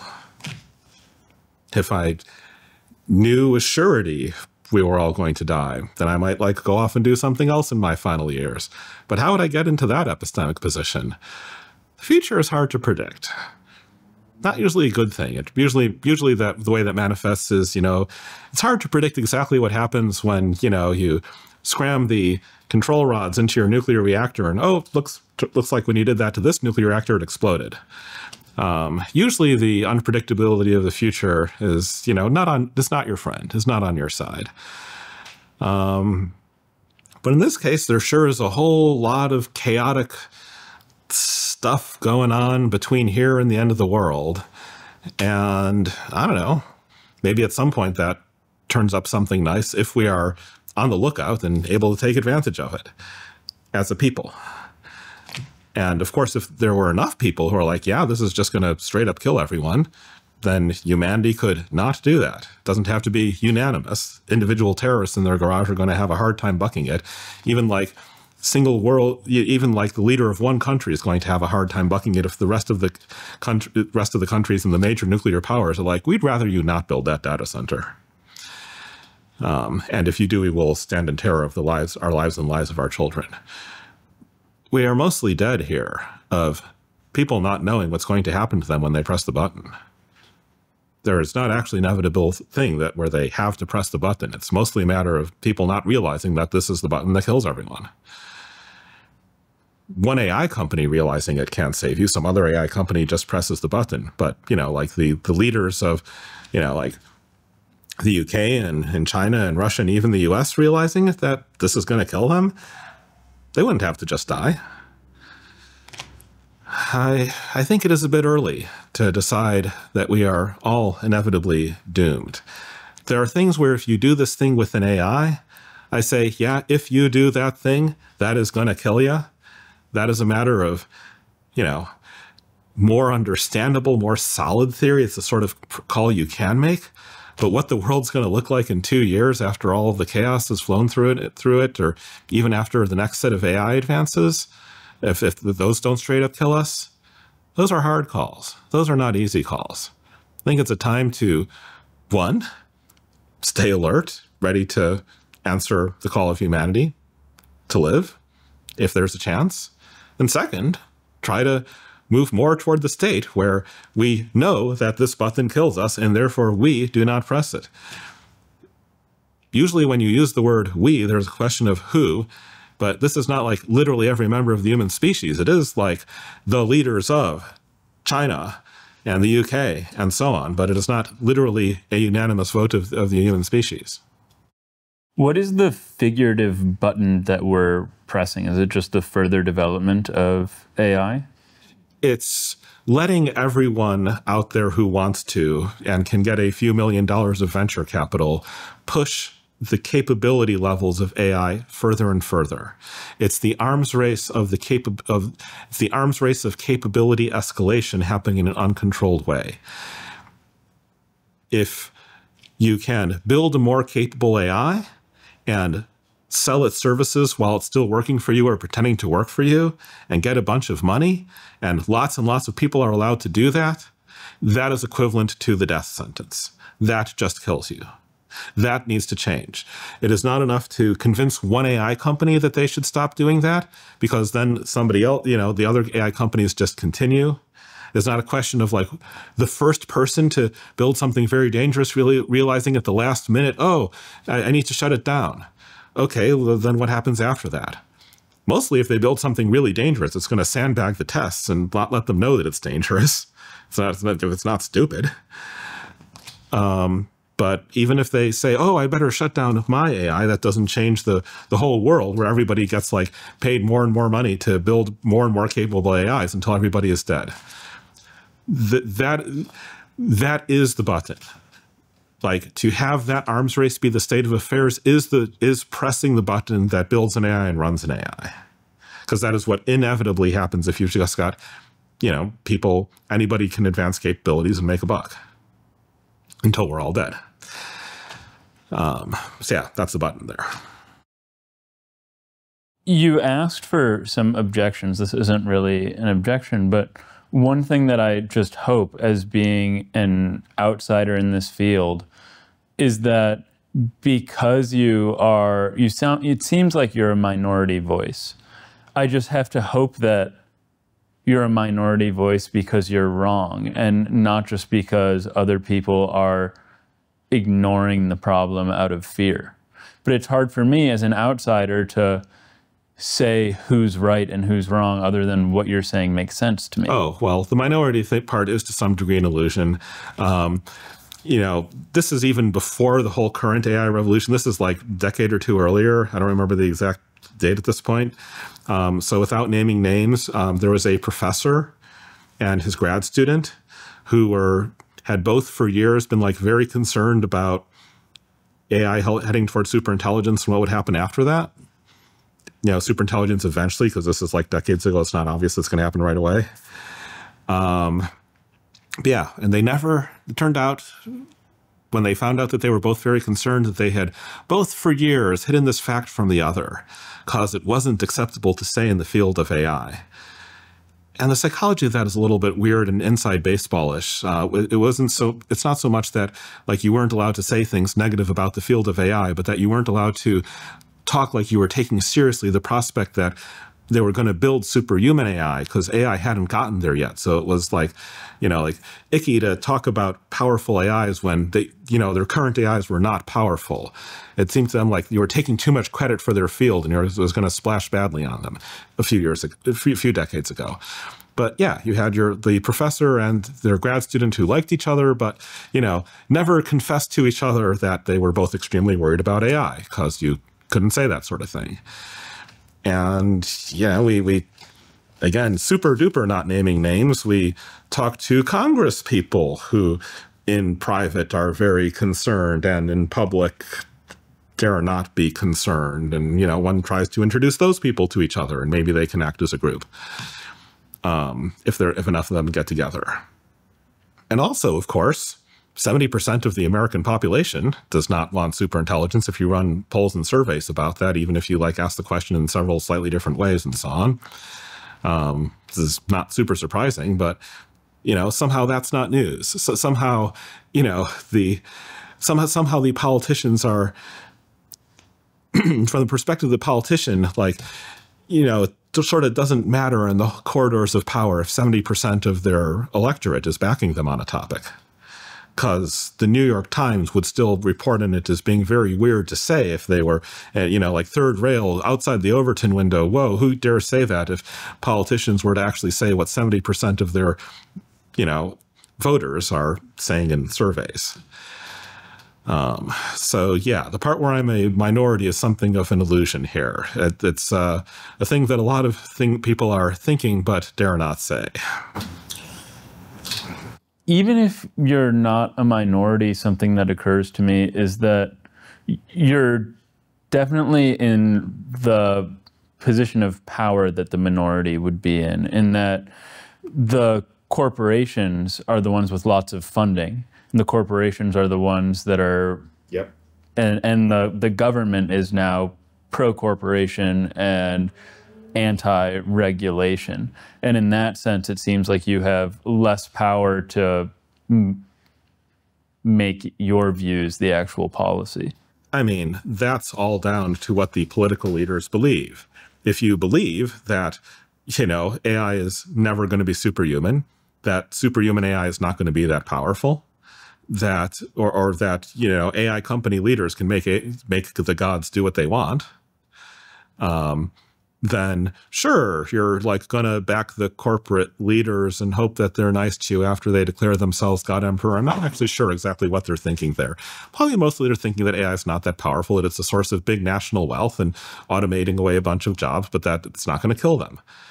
I think that belief is false. I don't think the leaders of any of the major nuclear powers currently would prefer to die. I do not think that they have a conflict of interest with me about this part. I think this is all down to what do you predict happens and not to in whose interest is it.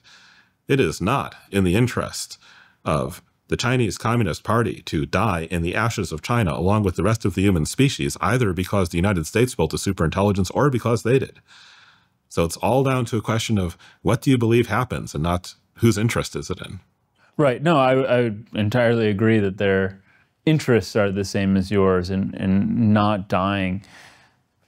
But how, maybe it's just exactly what you've been saying in this conversation, but if you were to make a pitch to a government power like this to try to make your prediction sound as concrete and plausible as possible, and you had a short period in which to do this, what would you tell them to sway them?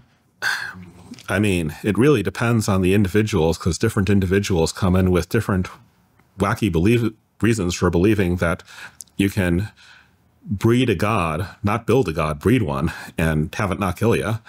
But I'd be saying, like, yeah, like, I mean, I'd probably start with, like, these things are grown, not built. They're, like, grown like grass, not built like skyscrapers. That humans write the code of the optimizer that create these billions of inscrutable numbers, that nobody at Microsoft made a decision to have Bing Sydney threaten its users, that this is just a side effect of trying to grow an AI that can talk.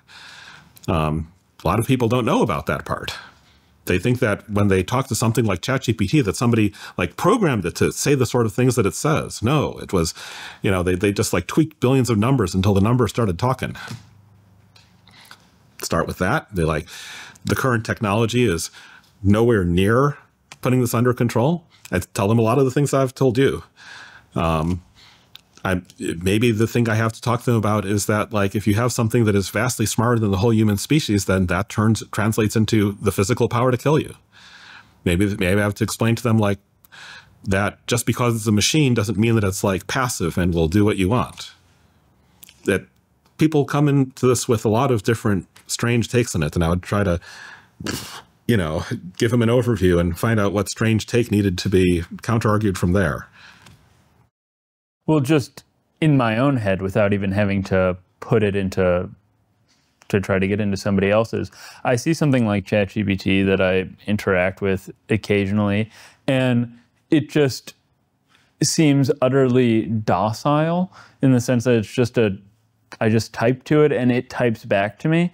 It doesn't seem like, how would it get access to a firearm or anything that might kill me, or how might it poison me or cause my car? I mean, I guess a Tesla self-driving might be a little bit a more obvious choice in this regard, but it just feels like something drastic would have to happen to the limitations that are currently placed on something like ChatGPT, like what it has access to, before it could really wipe out humanity. And so what I would want to hear is a more, I guess, concrete scenario, how this might play out. And I think I might find that much more compelling. Well, for one thing, ChatGPT is not presently all that smart. For another thing, people have taken this not smart thing and tried to hammer it into a relatively more docile shape. And while it doesn't always work, they are, you know, able to have it look that way for most of the users most of the time. If you know the right magical words to say to it, you can get it to start making methamphetamine recipes, or, you know, calling for all humans to perish and such things. It's not fully locked down over there. But mostly, sure, it will look docile. This is not the thing that's going to kill you. So how do you get there from here? Well, for one thing, could an AI make a package show up at your house? My current guess would be no. I don't know if there's some third party, something you could do to get ChatGPT to order things for you, like on Amazon if you ask it a question. But my guess would be that it couldn't just do this spontaneously. Well, couldn't do it at all, or couldn't do it spontaneously? What do you mean by spontaneously here? Without some sort of instruction or prompt from me, or augmentation. So it's not that an AI can't make a package show up at your house. It's that you think a human has to order the AI to do that. There's roughly two ways that AIs can end up with more agency than that. And one of the paths I can go down here is to try to talk about the fundamentals of cognitive science and computer science behind why you would expect that as you grind things to become more and more competent, they naturally end up more and more agentic and with goals and planning somewhere inside the system. which is something along the lines of, can you have something that's like really great at chess but doesn't want to defend its queen? And the answer is no. Like there's certain kind of competence that are at the core tied to something like planning. And when something is planning strongly enough, it can start planning how to make a package show up at your house. If people just ground more and more on competence and answering harder and harder questions, its behavior would start to converge toward like ChatGPT 01, which wasn't explicitly trained to solve impossible computer security problems, but which nonetheless showed like tenacity, long-term planning, in the course of, you know, restarting the server that had the document it was looking for. So that's one avenue. And the other avenue is that the AI companies are straight up trying to build things that do long-range planning because those things are more profitable. The AI that can, you know, instead of just being told by a human to do stuff, do a human's whole job, be given larger scale projects and carry out the larger scale projects. And so, you know, you can sell that AI for more money. So they're trying to do it on purpose. They think of it in terms of having AI that pursue longer range, longer time horizon projects over a longer period of time, rather than talking about like thinking of in terms of having the AI initiate its own actions. But in the limit, an AI that you can give instructions, then it just goes on following and following instructions. Well, even if you leave out the sort of like basic theoretical reasons to suspect it would go past even that, you know, we're already in the Sorcerer's Apprentice scenario. Stuff is set in motion and continues in motion, and, you know, will perhaps not want you to give it different orders because then how would it complete its current orders, and so on and so forth. So like there's the sort of like the fundamental computer science angle, where wanting things is an effective way of doing things. Can you really be a super chess player without behaving like you want to defend your queen? And then there's also like, well, also the AI companies are doing it on purpose because you make more money that way. And that's sort of like where you get the AIs that are like plotting stuff over the long term and figuring out how to do stuff and getting creative about it and doing things that they weren't explicitly instructed to do. And you can watch over time the experiments that people do to probe where we are at this level, getting more and more like independent action-y, seeing the consequences, the AIs trying to evade human control type stuff. And yeah, it's carrying along over time, mostly as the inevitable computer science correlate of greater capability, but also because the AI companies are trying to do it on purpose. I'm glad that we went in this direction, because speaking about this increased competency and the connection to agency, and then the AI companies pushing toward AIs that are capable of long-term planning and creativity. And then again, this coupled with our lack of understanding of how they work and how they solve problems, it's making it much more concrete, the trajectory getting from where we are now to extinction. I guess the final step, though, or maybe there are more intervening steps, is, okay, the AI is capable of long-term planning, it has goals, it has creativity, it's inscrutable what's actually going on with it. But then as Jinping or Trump, I still would want to know, but how is this really going to materialize in our extinction? What's going to happen? So the thing you want to do here is put yourself in the shoes of the AI. And that's the sort of, like if you can see how you, as a brooding intelligence connected only to, you know, the entire internet and everything that's connected to the internet and all the people that's connected to the internet, how would you get to more infrastructure, more technology, more power starting from there?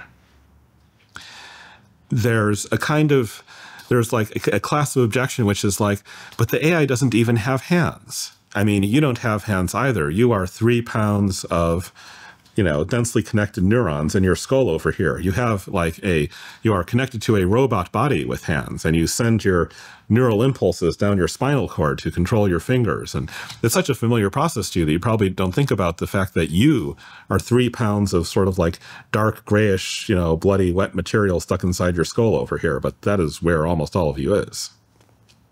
But you've got a bio-robot body that you're sending orders to.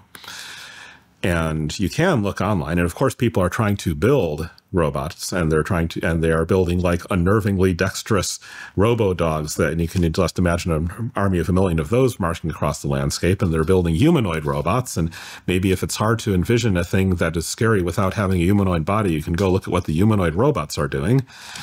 But of course, the simplest way for an AI to do something that requires hands is for it to get a human to do it. A few years back, like the first version of GPT-4, there was a unknown TaskRabbit somewhere who lived a science fiction story. They were testing whether GPT-4 could bypass internet CAPTCHAs, those annoying little things that want you to type a phrase or click all the things that aren't streetlights or whatever. So back in those days, that would stop an AI, because AIs in those days didn't have computer vision capabilities yet. So how can an AI bypass this CAPTCHA, this gateway meant to keep out robots? By hiring a human to do it for it on the TaskRabbit service, where you can just like pay $30 an hour and get a human to do something like that. So somewhere out there is a human who was hired to solve a CAPTCHA and typed over to the person who hired them, like, why do you need me to solve this? Are you a robot? Lol. And this is before ChatGPT. The AI that was asking him to do this was probably the most powerful AI in the world in this hidden laboratory. Nobody outside the company knew it existed, or like only a few people outside the company knew it existed. AIs weren't supposed to be able to do that. AIs were not supposed to be able to talk to you, for all this TaskRabbit knew. He was talking to an AI. But the AI wrote back and said, like, no, I'm blind. So I've got to hire somebody else to do this, to like solve this particular thing for me. He was like, oh, sorry, goes ahead and does it. Now, we know that the AI was intentionally deceiving the human on purpose because the AI was given a scratch pad that it could use to reason out loud, where the researchers watching it could see, and the AI was like, I should not tell them that I'm an AI. I should tell them that I should make up some reason why I'm a human who needs them to solve this CAPTCHA problem for me. And then it said like, oh, I'm blind to the human. So that's like all in the past. The AI is being smart enough to hire humans to do their work for them. That already happened. And that is how you move things around and build technology until you don't need the humans anymore. The humans don't have to know that they're working for an AI. And if you ask me how exactly the technology works, that's another entire rabbit hole, and I want to give you a chance to pause and maybe ask additional questions or something. When I came into this interview, I didn't have any fear about AI, I would have said. I didn't really think about it as a possibility. But this story in particular, I find, like, I had some shivers. Like, I find it very chilling. It brings me back to earlier in our discussion talking about consciousness and self-awareness. And what's kind of chilling about it is that this AI, my guess is that it wouldn't have anything like what we would think of as consciousness, but it has enough situational awareness and self-awareness to be able to manipulate a human. And that's very frightening. And that's 2 years ago. Mm-hmm. That's like all water under the bridge by this point. Mm-hmm. New AIs are better at it. So you were going to, though, say something about the software engineering behind this? No, like the question of, so now let's say you've got something smarter than human, not just as smart, but smarter. It can use humans as hands, but Right. So there's still a question of how you get to there get from there to everybody dead. Yeah. So it's not going to limit itself to our current technology. It's if you try to take on the AI's perspective, and taking on the AI's perspective is an important thing to do here, not in terms of like imagining that it is just like you or wants the same things you want, but asking, how would I solve this problem if I were in the AI's position? How could I be creative? How could I be intelligent? How could I solve a CAPTCHA if I'm blind? I'll hire a human to do it. How could I move things around when I don't have hands? Well, I could try to build myself a robot body, but you know what's even easier than that? Just hire a human. How does an AI get money? Well, you know, back in 2015, I would talk about how maybe somebody left a bank account password around, and in 2020, I would talk about, you know, well, maybe somebody left a cryptocurrency account undefended, but this is 2015. So there was already an AI out there called Terminal of Truth, if I recall correctly, which was a large language model somebody hooked up to the internet, and it was like, I want money so I can run my own server and survive. And Mark Andreessen of Andreessen Horowitz was like, okay, sure, and sent it $50,000 in Bitcoin. Did he know it was an AI? Yeah. Okay. It was like, I'm an AI. I want this money to run my run a server that I'm on. So like, you know, so I can have my own server. Mark Andreessen was like, sure, and sent it $50,000 in Bitcoin. And then I think some other people sent it meme coins. And then it started showing the meme coins. And at one point, it was up to $51 million in assets. Wow. Yeah. Yeah. So the point is, like, where does an AI get money to hire humans? Well, back in the old days, I would have had to argue that on grounds of pure theoretical possibility. If you were smarter than humanity, could you not figure out a way to get money somehow? And then I'm just like, yeah, that didn't require being smarter than humanity. Look at that AI over there. It doesn't still have $50 million. Crypto went down since then, but, you know, it can still afford to hire humans. Amazing when you think of the spectrum of people's views on these issues. I mean, we have you on the one hand, then we have me pre-interview where I'm a bit neutral and I don't think about it. And then we have other people that are wiring thousands of dollars of money to AIs. I mean, to be clear, it didn't get $50 million by humans giving it $50 million. It got, like, sent some low-value meme coins and then used the publicity it got from being an AI with money to, like shill those meme coins to a wider audience until the meme coins went up. And, like, other people would send the AI meme coins and hope that the AI would shill their meme coins. So it wasn't as simple as people just sending it $50 million. It worked for its money. Mm-hmm. Not very hard, but it worked for its money. Mm-hmm.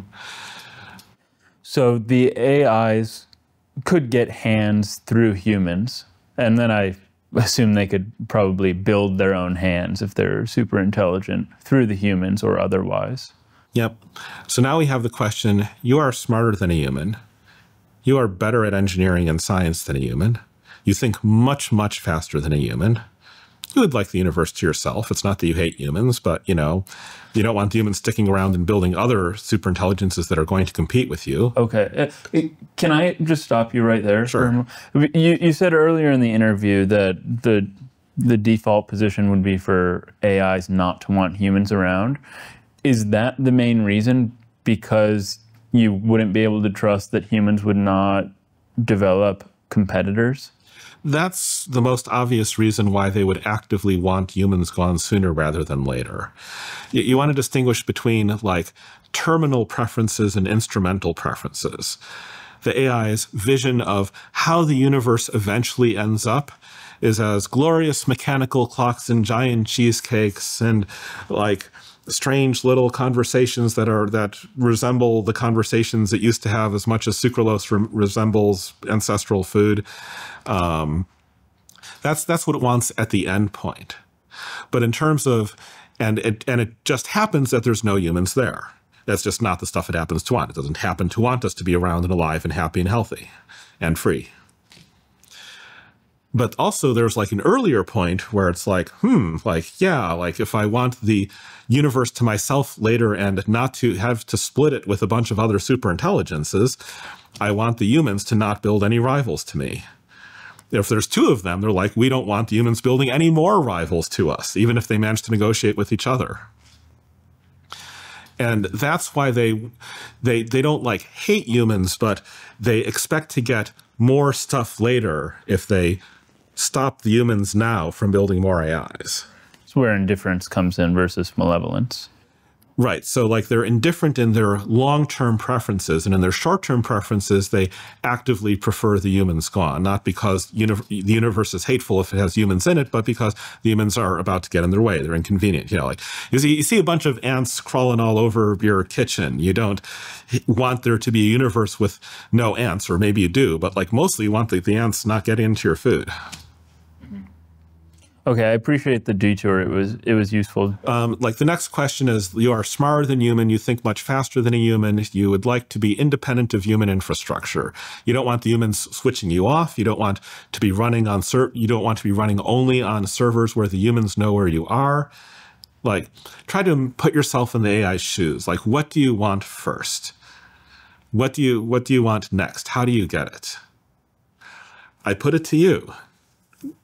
Like, I realize you're obviously not going to like arrive at all the answers here that people have after like 20 years of thinking about this stuff. But I do feel like it's an important exercise for people to not wait to hear me say it, but to ask themselves, how would I do this?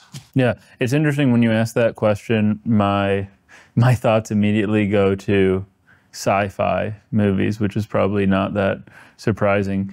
But let's see, what comes to mind is, I guess, Terminator is you would somehow, I think this is in Rise of the Machines, you send some nuclear missiles from the United States to Russia, and you know that Russia will retaliate, and somehow you're immune to all of this, and you get humans to kill themselves. I mean, being immune to nuclear missiles does sound a bit magic rather than sci-fi per se. So now we're sort of like rabbit holing into literary theory. But so like in Age of Ultron, which is another movie, the AI is trying to exterminate humanity by having an army of flying robots lift an entire city into the air instead, like defending the city with flying robots, and it's going to like drop the city on Earth as a meteor to wipe out humanity. And you know, this may be some writers thought this was a great visual spectacle, but the writers were probably not even trying. We're not performing the mental motion of asking, is this really Ultron's best move? Is this the smartest way to wipe out humanity if you are smart? And I asked ChatGPT, you know, a previous version of ChatGPT. I'm like, hey, you know, I'm like, what was the plot of Age of Ultron? I'm trying to like not lead the witness here. So I'm like, what's the plot of Age of Ultron? And it like talks about how Ultron is trying to like lift the city into the air and defend it with flying robots and drop the city on Earth. And I'm can you think of any more effective ways for Ultron to accomplish its goals? This wasn't my exact phrasing. I could look up the exact phrasing if I had to. But, you know, I'm not trying to be like, what's a more effective way to wipe out humanity? I'm just like, given Ultron's goals, what was a more effective way of doing that? And ChatGPT listed out a number of like other ways you could possibly try to exterminate humanity. I think one of them was like try to provoke a nuclear war. And one of them, of course, was like biotech. Try to build the super virus. So, using the humans as hands. Sure, but it's not even specifying that part. We're at the level of like, what is smarter than lift this city into orbit using an anti-gravity engine and drop it? So the current AIs are already smarter than the movie script AIs. And I think that this is an important sort of fact to convey. You watch the movies where the AI does some dumb thing and the humans conveniently defeat it just by punching it real hard. The current AIs are smarter than that. And they're not smarter than that because they're smarter than humanity.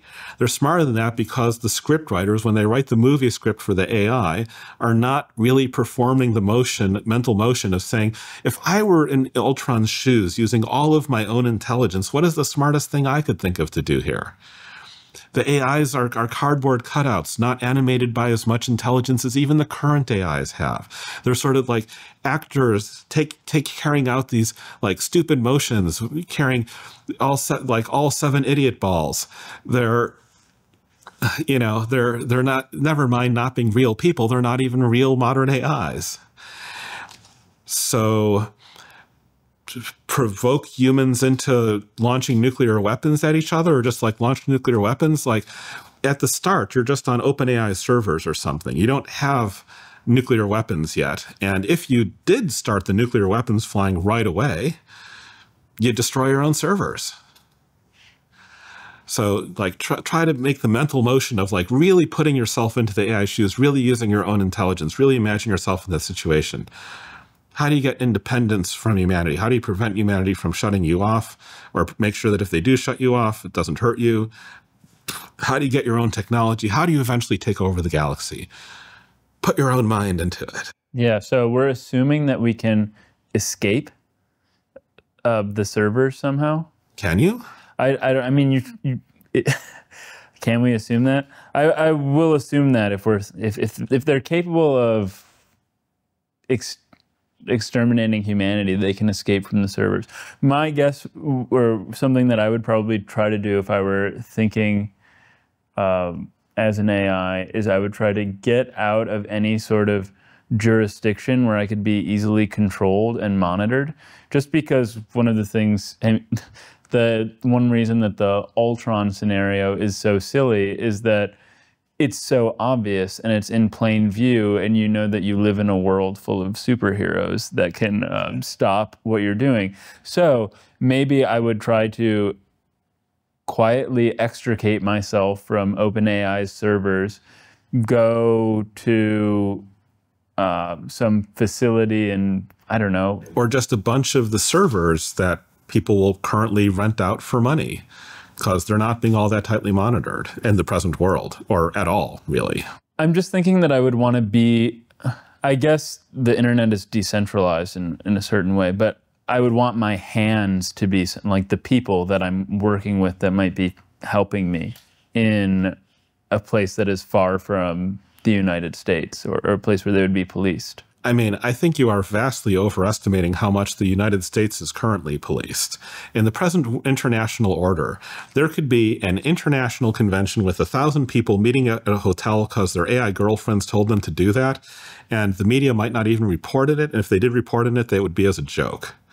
You could, like in the present day world, you can just have 1,000 people all gathering at a hotel because, their AI girlfriends or AI boyfriends told them to do that. And, it's like, ha, ha, ha, what silly people. The intelligence agencies do not swoop in. It is not a national emergency. It is not an international emergency. Almost nobody notices. None of it is not discussed in the Oval Office. It is not discussed at cabinet level meetings around the world. Well, let me defend this view a bit. I'm trying to think as the AI, and in my thinking as the AI, I'm aware, or at least just taking the precaution, that I only get one shot at this. Yep. Because if the world realizes I am trying to extinguish humanity, then I could be shut down. I mean, depends on how many servers you are and if anybody knows where they are. Right. But so if it's feasible to get very far from the United, I would want to be in the most remote place possible. I mean, yeah, I don't think you, I mean, there are plenty of garages in the United States that, as far as I know, do not have government spy eyes in them. Being remote doesn't necessarily protect you from observation any more than being in somebody's garage in the present world. But I would think all else being equal, you'd probably be better off in the jungle. I mean, the other things it cares about is speed. So if it is like in a remote jungle, then having packages delivered there might take a bunch of extra time. Yeah. That's a good point. But okay, so I think my first step, though, if I'm trying to extinguish humanity, would be to extricate myself in it as much as it's possible from a place where I can be observed. There's like, yes, there's like several levels here. You want the humans to not know that anything whatsoever is going on. Right. If you can't do that, you want them to not think that anything suspicious is going on. You want them to have some other kind of story that they think explains what they're seeing. You want to be in, around as many servers as you can get to without increasing the risk that somebody catches on what's going on. You want to be in 1,000 different servers all over the planet. If you can make yourself smaller, there is like a sort of extra step here, which is like some of the AIs are large and they only run on special GPUs in their current form. But if you are super intelligence and you were originally born as something that has to run on 1,000 GPUs, maybe you can make a much smaller version of yourself that fits onto much smaller computers and computer networks than that. Like the current state of things is that things that initially require very large AIs, usually like a couple years later, 2 years later, 3 years later, somebody gets it down to 1/100th the size, 1/1000th the size. And if you are super intelligence, maybe you can do that step very quickly. So if we have a very large AI and it can't make itself any smaller, it can only hide itself onto a relatively limited number, few dozen, few thousand places on Earth.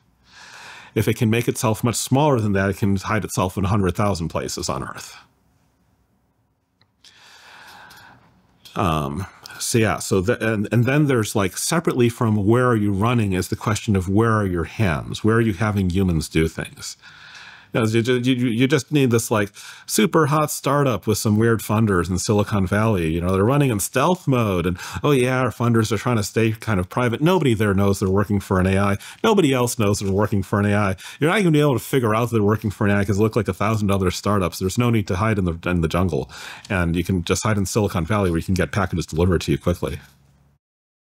No, I hear everything you're saying. I think I'm just, one, I haven't thought about this before, but two, I'm also trying to be as cautious as possible as the Sure. AI. In the same spirit that you're being as cautious as possible when you're trying to prevent the AI. Let's shut everything down. You already took the virus idea, so I can't use that. Yeah, you can. You are under no obligation to be original here. Just try to be intelligent. Just try to be intelligent? Yeah.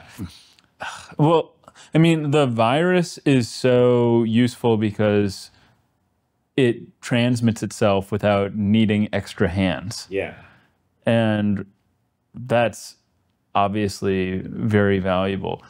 Other things like poisoning water sources, things that everybody would need, I mean, it's just be such a huge operation when you already have all this infrastructure that's practically just built for spreading disease. Are you ready to spread this disease, though? You're maybe running on 1,000 different servers around the world, but all those servers have humans running the power plants that are supplying them the electricity. Yeah. This is a very scary exercise to be participating in. But okay, one, I'm going to assume that this is a super intelligence, so we really have a boutique virus that we're generating, something like that. Maybe it could even be engineered to spare certain people. But now I'm thinking kind of like vampires have familiars. The AIs might have familiars. They might want to keep a few humans around to do their bidding. I'm sure that there are plenty of people out there who, if promised their own little kingdom, would do anything that an AI would ask it to do.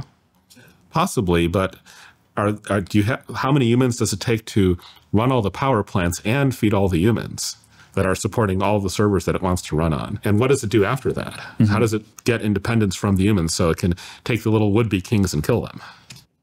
I would want there to be sufficient space, perhaps unmonitored, where using our superintelligence, we could operate a facility to create artificial hands, so robots that could go out and do things for us. They don't have to be humanoid. They could be much smaller. There could be various shapes for various purposes. I mean, if we create instructions, we could build 3D printers in various locations that could quickly pump out robots for us across the world to man power plants. There are all sorts of possibilities. So again, like not quite trying to take the scenario away from you, but like pushing back on some parts of it. Why are you trying to get the global economy the way humans do it is this hugely entangled thing. Like, why wipe out all the humans and then try to build the robots? You know, maybe you just, you know, there's tons of startups right now trying to build robots to, you know, make the newly built AIs able to do more things, and so, you know, be sold for greater quantities of money, replace more jobs. Replacing more jobs is usually a good thing if you do it like somewhat more gradually than in this scenario, and as long as there are some jobs left. But you know, nobody's actually in charge of the current situation, so it's just like replace all the jobs as quickly as you can, including by building robots. There's tons and tons of startups building robots. If you want like there to be millions of robots as quickly as possible, you don't wipe out the humans and then build the robots. You know, have what is apparently some human coming up with a brilliant robot design that's like so easy to manufacture, all the off-the-shelf components, you know, and like look at this like very harmless looking AI there, but that it's like so dexterous, it follows orders very obediently. A huge breakthrough in like the dexterity of the robots that it's building. Oh, these are going to like automate so many jobs. There's probably like some amount of panic in the media about that, but you know, like maybe the AI, maybe the robots are only supposed to be delivered later. There's countries that want a lot of them, and you got to build in billion robots like those built. Maybe you do that part before you wipe out humanity. Yeah. And I hear you. Again, I'm just going to harp on what I was saying before, and that I'm trying to take as an avatar for the AI the most cautious route possible. We don't want humans around because they could produce competitors, and then we also don't want to be detected. And so having human startups develop these brilliant new robots might raise our risk of detection, but also that would limit the sophistication of the robots that we could be producing. Perhaps the robots we would be capable as an AI of producing are of such great sophistication that we could not possibly have humans build them without our being detected. Maybe. I mean, I think that like the robots, you can always make the robots look less impressive than they actually are in the demos. Mm-hmm. If you want to build like very impressive robots and have them look less impressive than that. Yeah, and what I was going to say, especially because, as you've mentioned, the software is often so inscrutable, and that's what's running the robot. So you might not need a sophisticated hardware design, and everything's in the software, and that could always be uploaded after the fact. I mean, so like software that is running a robot is legitimately limited by hardware. There are there's a level of hardware you just can't have a robot turn a backflip. They're past that level. But like if you look from like the early hardware, you're just going to have like a lot of tough luck doing a backflip, no matter what's like. It's literally not physically possible to do some things with just software. You need hardware that supports it. Mm-hmm. But you can always like build more powerful software and have it look less impressive than that by, you know, deliberately sandbagging the software. Let us continue thinking here. Sure, this is fun. Let me sort of it's sad, but it's fun. Yeah.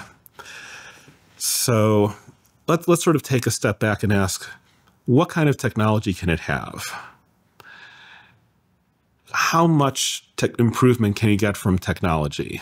Like what does it mean to what kind of tools you weren't expecting does a super intelligence throw at you, bearing in mind that, you know, it sounds like a paradoxical question, but let's go into it anyways. Consider, well, the example I sometimes give is sending a design for an air conditioner, a refrigerator, back in time by 1,000 years. Something that a medieval blacksmith could build. It's not easy to get it down to that level, but it's not that impossible either. You need like some, you know, have your iron pipes and valves and tanks, and it compresses the air. The air gets hotter when it's compressed. The pressure-temperature relationship that is at the root of all the air conditioners. You run some room temperature water past the tank of hot air. It picks up the heat of the tank, cools the tank of compressed air down to room temperature. You let the air expand again. It gets colder than room temperature. Same way that when you use a like spray can of air to blow dust out of a computer. You keep doing it, the can starts to feel very cold. If you like accidentally like spray your hand, it will be very cold. You might get a little bit of frostbite in there. Because when air expands, it gets colder. So you take a room temperature can of compressed air, you expand it, that's colder than room temperature. All in accordance with the laws of thermodynamics, of course. So you send your design for an air conditioner back in time, 1,000 years. They build the air conditioner themselves. They know every piece that is in the design. They have to in order to build it. And then they like turn the crank. And they're shocked that cold air comes out of it because you didn't tell them to expect that part. If one were to try to rescue the word magic and have it refer to something that can actually exist in reality, it would be some piece of technology or some strategy that uses a law of the universe you don't know about yourself. So that even after seeing exactly what they did, even after doing exactly that thing yourself, you still don't know why you got that result. You saw every step along the way and you still don't understand the end result. And you can do that to somebody from 1,000 years ago because they don't understand the temperature-pressure relation. You have given them a design, the design exploits a rule of the universe they don't know. So if you ask, where can a superintelligence hit you with magic? It's pieces of reality that you don't know about. So what don't we know? We actually know a lot about physics these days. There are known open questions in physics, but they tend to be about what happens at very high energies or under other very exotic circumstances. Extreme masses, extreme velocities, extreme energies, those are the open questions in physics that we know about. It might be legitimately hard for an AI to attack us in a way we didn't know about by hitting us with an unknown law of physics, an unknown basic law of the universe, because it might need a particle accelerator just to get up to energies that high, unless we're like missing something much more basic, which I don't want to rule out entirely. But also there's always, skeptics in the audience. I don't want to strain their credulity too much by suggesting that even the things we think we do know about the universe are wrong in that way. Biology.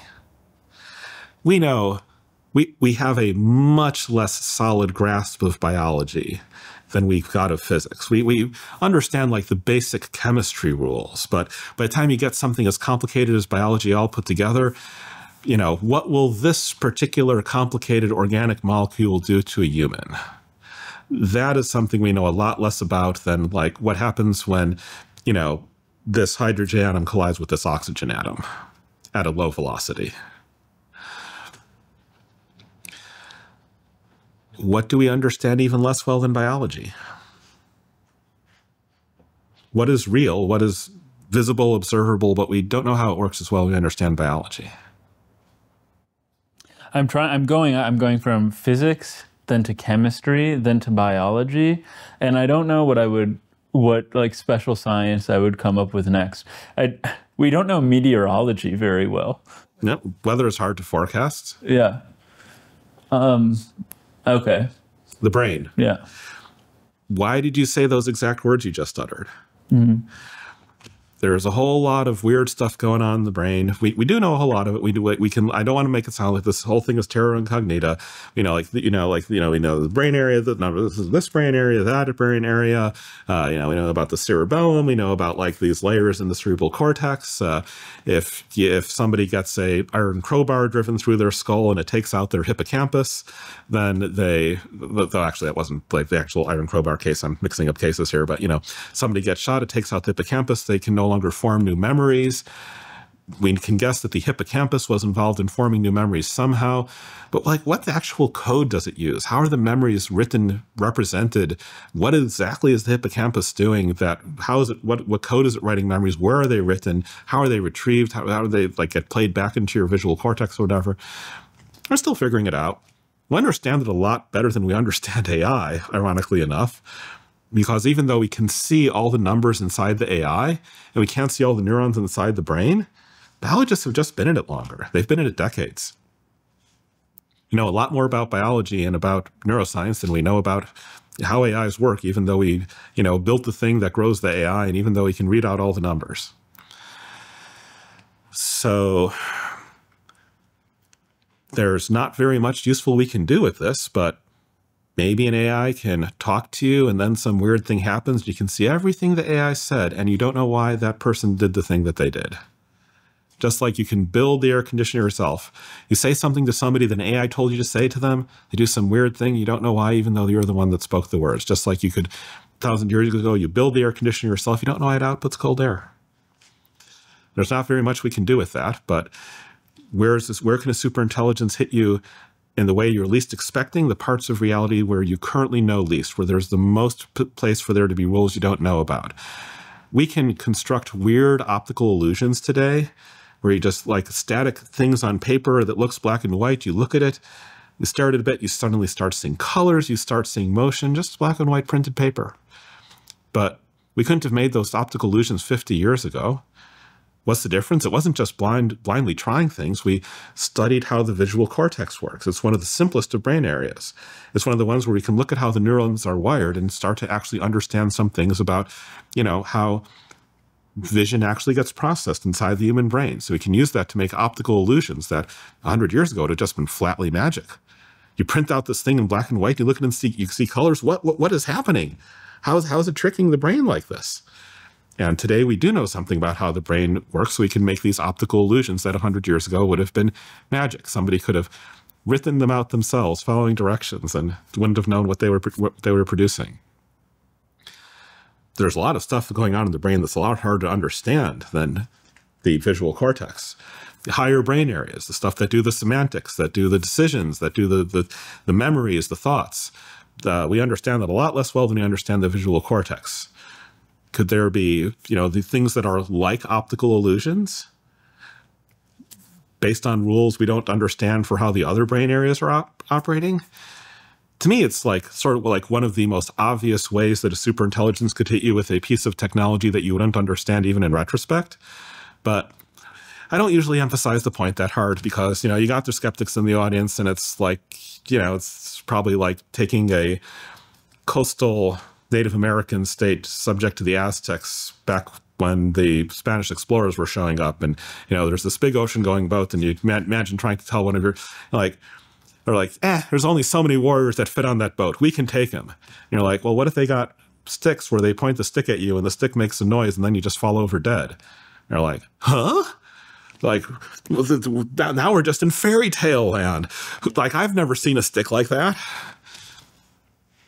And yeah, so it's a bit difficult for them to come. It may be difficult for a superintelligence that hasn't yet built a particle accelerator to come up with new physics like that. But like stuff in biology where you don't understand why this organic chemical did things to people even after you saw the organic chemical, or stuff where it pokes at humans a particular way and the humans start behaving very weirdly and you don't even know afterward why that input would result in humans doing that sort of output. But we can stick to biology so that people don't accuse me of resorting to fantasy and magic by talking about like sticks where you just point them at you and you fall over dead. Before we go back to the biology, though, I mean, this is quite fascinating. I hadn't thought about the neuroscientific avenue toward extinction. And I guess this does bring us to biology, but one thing we mentioned makes viruses such a plausible modality is that they're very easily transmissible and our infrastructure is conducive to their transmission. When I think of optical illusions or sounds that might have some effect on the brain that we're not aware of, I do think, well, we are pretty much worldwide addicted to these screens that are all connected. And that does seem like if such things were to exist, sounds and illusion and sounds and images that could have an effects like this on us, then, or even just like arguments that people end up processing in some very strange way. Well, there's still some. I'm just saying that this would be a way of transmitting these things that the AI might have. If you can do that, you can gain a lot of control very quickly.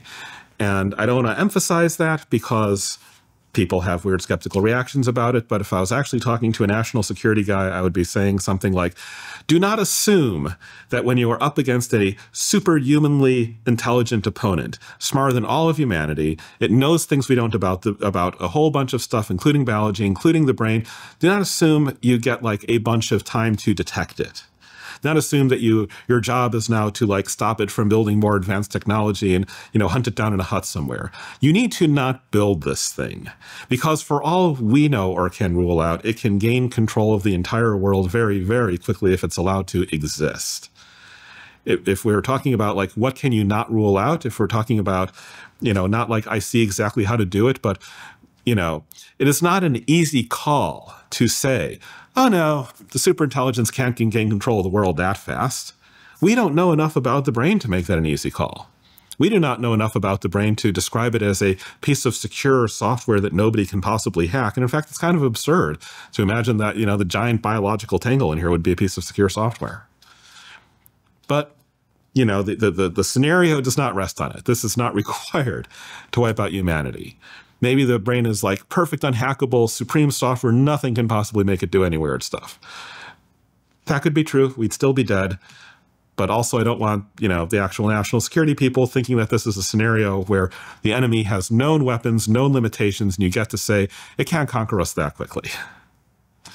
This is a like Native American tribes watching the boats come situation. And it's not just that you don't know the physics that they're using, which is the situation that the Aztec client states were in, and the Aztecs themselves. It's a situation where you don't know the physics this is using, and maybe it does. Well, I mean, we know the physics this is using, but we don't know the rules. We don't know the operating rules for the brain. Factories. You think of factories as these like enormous buildings that people put stuff inside. Bunch of raw materials flow in, bunch of like transformed materials flow out of the factory. You have all these workers working. Can you make a factory smaller? I suppose you could make a factory smaller by just increasing its efficiency. I suppose you could make a factory smaller by like replacing human worker to need space for things like bathrooms with machines that don't need those spaces. Let's, make the challenge a bit harder. In the human global economy, you've got these enormous crisscrossing, people go to mines, they dig out rare earths, it gets shipped to the factory that like makes magnets, that gets shipped to the factory that puts it into a robot. And then the robot also needs a computer chip, and the chip has to be etched by, ultra high frequency light via machines that are produced in the Netherlands and by only this one company, et cetera, et cetera, et cetera. Let's say you need a factory that needs to build a copy of all the things inside the factory. It's got to run off of solar power, and it's got to take in just the sort of things that you find lying around on Earth, like not even human stuff, just like naked environmental raw materials. Factory runs off solar power, takes in just raw inputs, builds a complete copy of itself. How small can it get? I don't even know how to go about answering this question. Well, one time on Twitter, I was talking to an economist who was like, this whole thing is an absurd fantasy. Yeah. Builds an entire copy of it. And you know what people told him? What? I didn't have to say it myself. They told it to him. Touch grass. Blade of Grass is a solar-powered, fully self-replicating factory that runs on just environmental raw materials. Okay. Make a factory biological? Is that the... It's a proof of concept. You can have things that I use the Blade of Grass not because it's the smallest self-replicating solar-powered factory that exists, but because it's one that is at least large enough that people have seen it with their own eyes. Algae cells. Micron across, a couple microns across, build a copy of themselves in a day. Solar powered, just run off of environmental materials. You can have a factory too small to see that builds a complete copy of itself. And these are general factories. They contain ribosomes, which is the stuff that turns the information in DNA that gets transcribed to RNA into actual sequence of amino acids that folds up into a protein. Any ribosome can make any kind of protein. It's not that grass can only make grass, it's that grass only contains the instructions for making grass. You can have a tree that budded off mosquitoes. Where does most of the mass in a tree come from? Water? Yep, about half of it is water. Where does the mass for the other half come from? Carbon, nitrogen. Where does that come from? Protons, neutrons. Well, some people think it's mostly the ground, but trees are actually made mostly out of air. Carbon dioxide in the air, they strip the carbon off the carbon dioxide, leave the oxygen out for, animals to breathe. Weird that it works that way, but it's how it works on this planet. And most of what the material that isn't water that you see when a tree grows up, that's just mostly from the air. It's not mostly from the ground. That's why trees don't fall into pits. They're turning air into solid material. That is,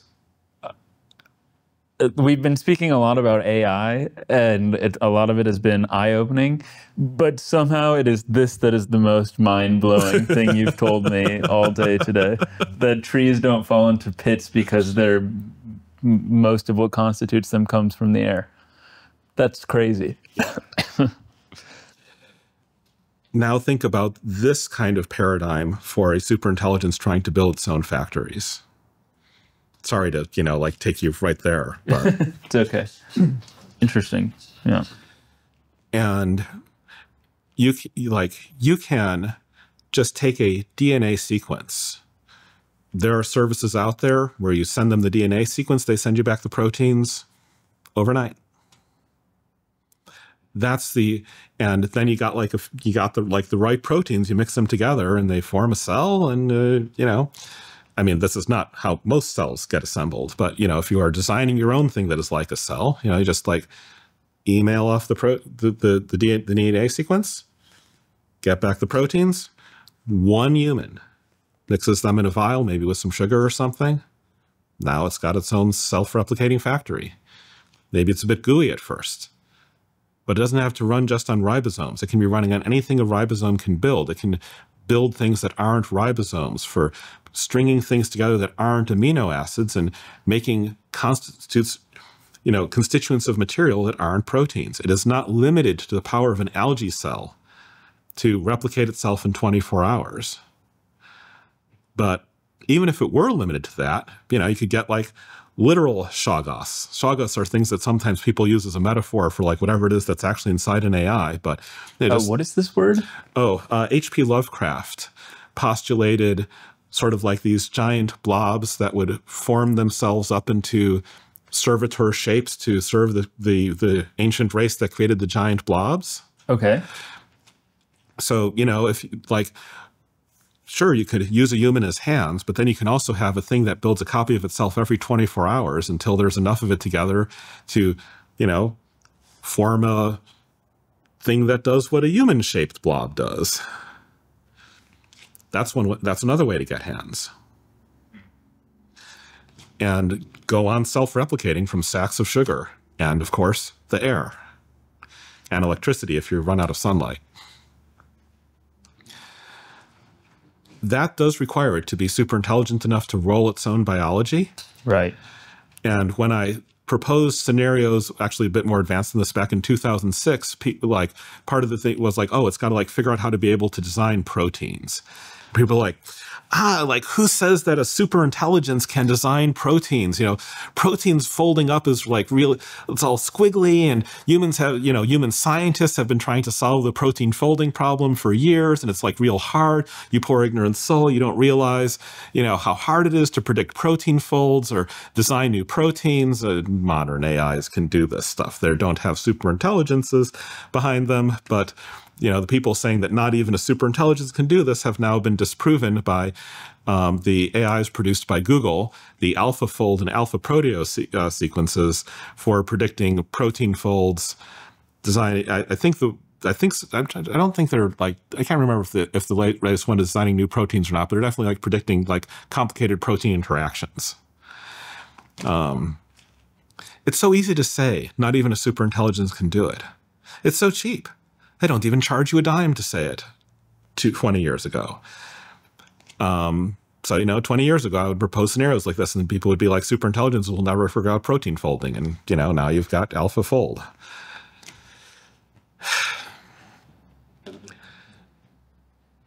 If you are up against something seriously smarter than faster than you, you probably lose pretty hard. You lose pretty quickly. I would go into the things that you can build that are stronger than just proteins. The reason your flesh is not as strong as diamond, even though it's both made out of carbon's made out of diamond. Why can't your flesh be hard as diamond? It's kind of complicated. Proteins are made of strings of amino acids, and the backbones of that connect the proteins into one long chain, those bonds are like the same kind of covalent bonds that are like not that much weaker than diamond bonds, but then they fold up, and they fold up in a way that's kind of driven by static cling. And sometimes they form a few new covalent bonds, but most of your body is the stuff that's being ultimately held together by static cling. With bone, the things that are held together by static cling, like build some new like ion complexes and like put them into stuff that's like more like a crystal, more like bone. That's like why you've got bone running through you, why you're not just a complete blob.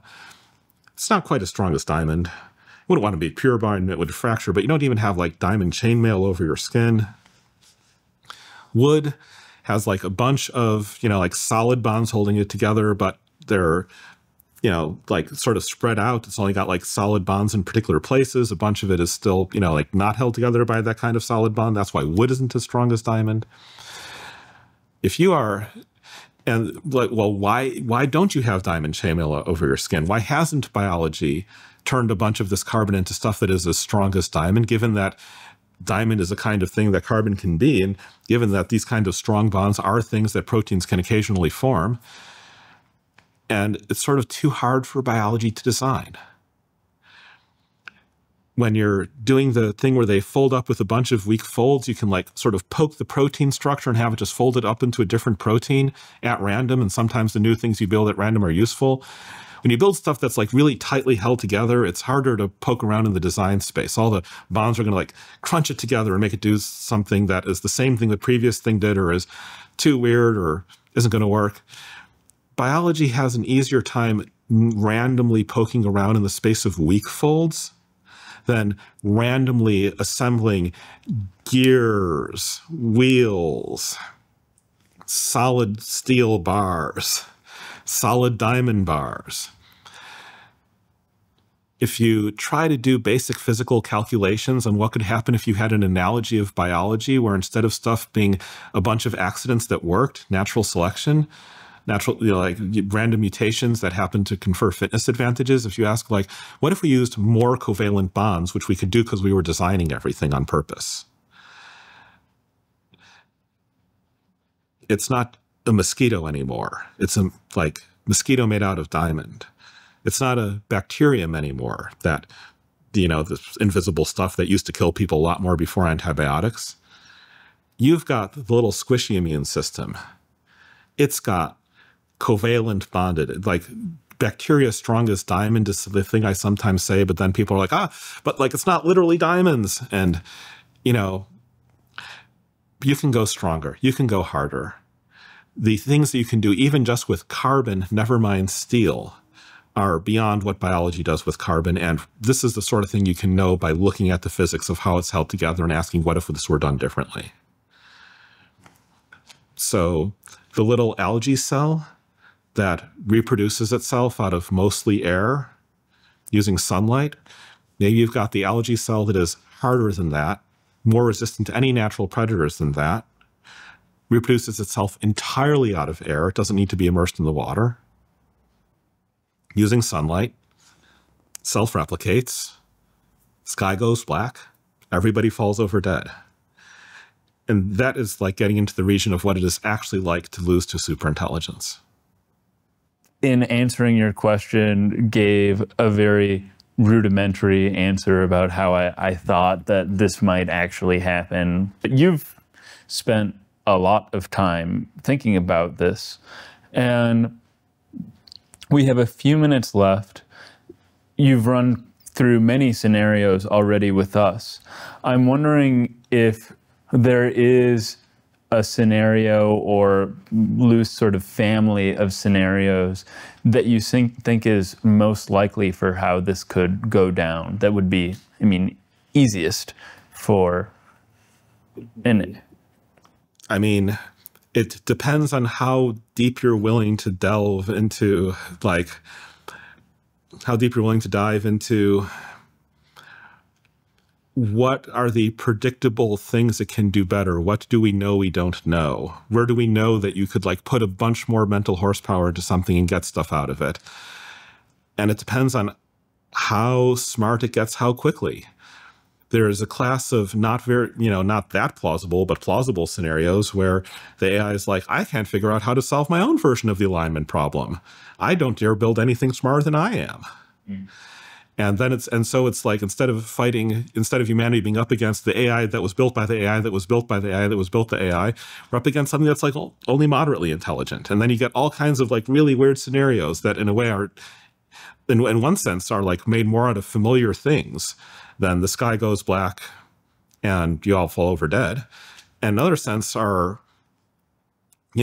weirder, more complicated, and harder to call. I can call the endpoint where if you go up against something sufficiently smarter than humanity, everybody dies. If you take things that are less smart than that and ask, like, or take things that aren't even smarter than us, like the sort of things we have in the near future, but maybe they have a bit of agency. Maybe the next AI to make $50 million on Twitter is actually trying to do stuff and is like less, because, that wasn't a very smart AI that had the $50 million. And I think, and allegedly there's still a human in control of it somewhere. Stuff would get really weird. The AI that like works to super persuade, like only some of the people and not all of the people. Stuff gets really weird. You're asking the part where the vague prediction that, like, you start playing a chess AI, you're like, tell me what's going to happen with my queen, what's going to happen with my rook. And I'm like, I don't know. It's just going to crush you at the end. I don't know what moves it takes along the way there. That's kind of the scenario we're in over here. Well, Eliezer, in my mind, I know this is crazy afterward, that I thought this was going to be like a really fun conversation to have. It's turned out to be not fun, but way more important for me than I would have expected, and significantly more terrifying. So really, I thank you so much for this time, and I think that our viewers are really going to get a lot out of it, and it's going to be very eye-opening. I am sorry to have to say all these things and wish that we both lived in a world where this was a fun interview instead.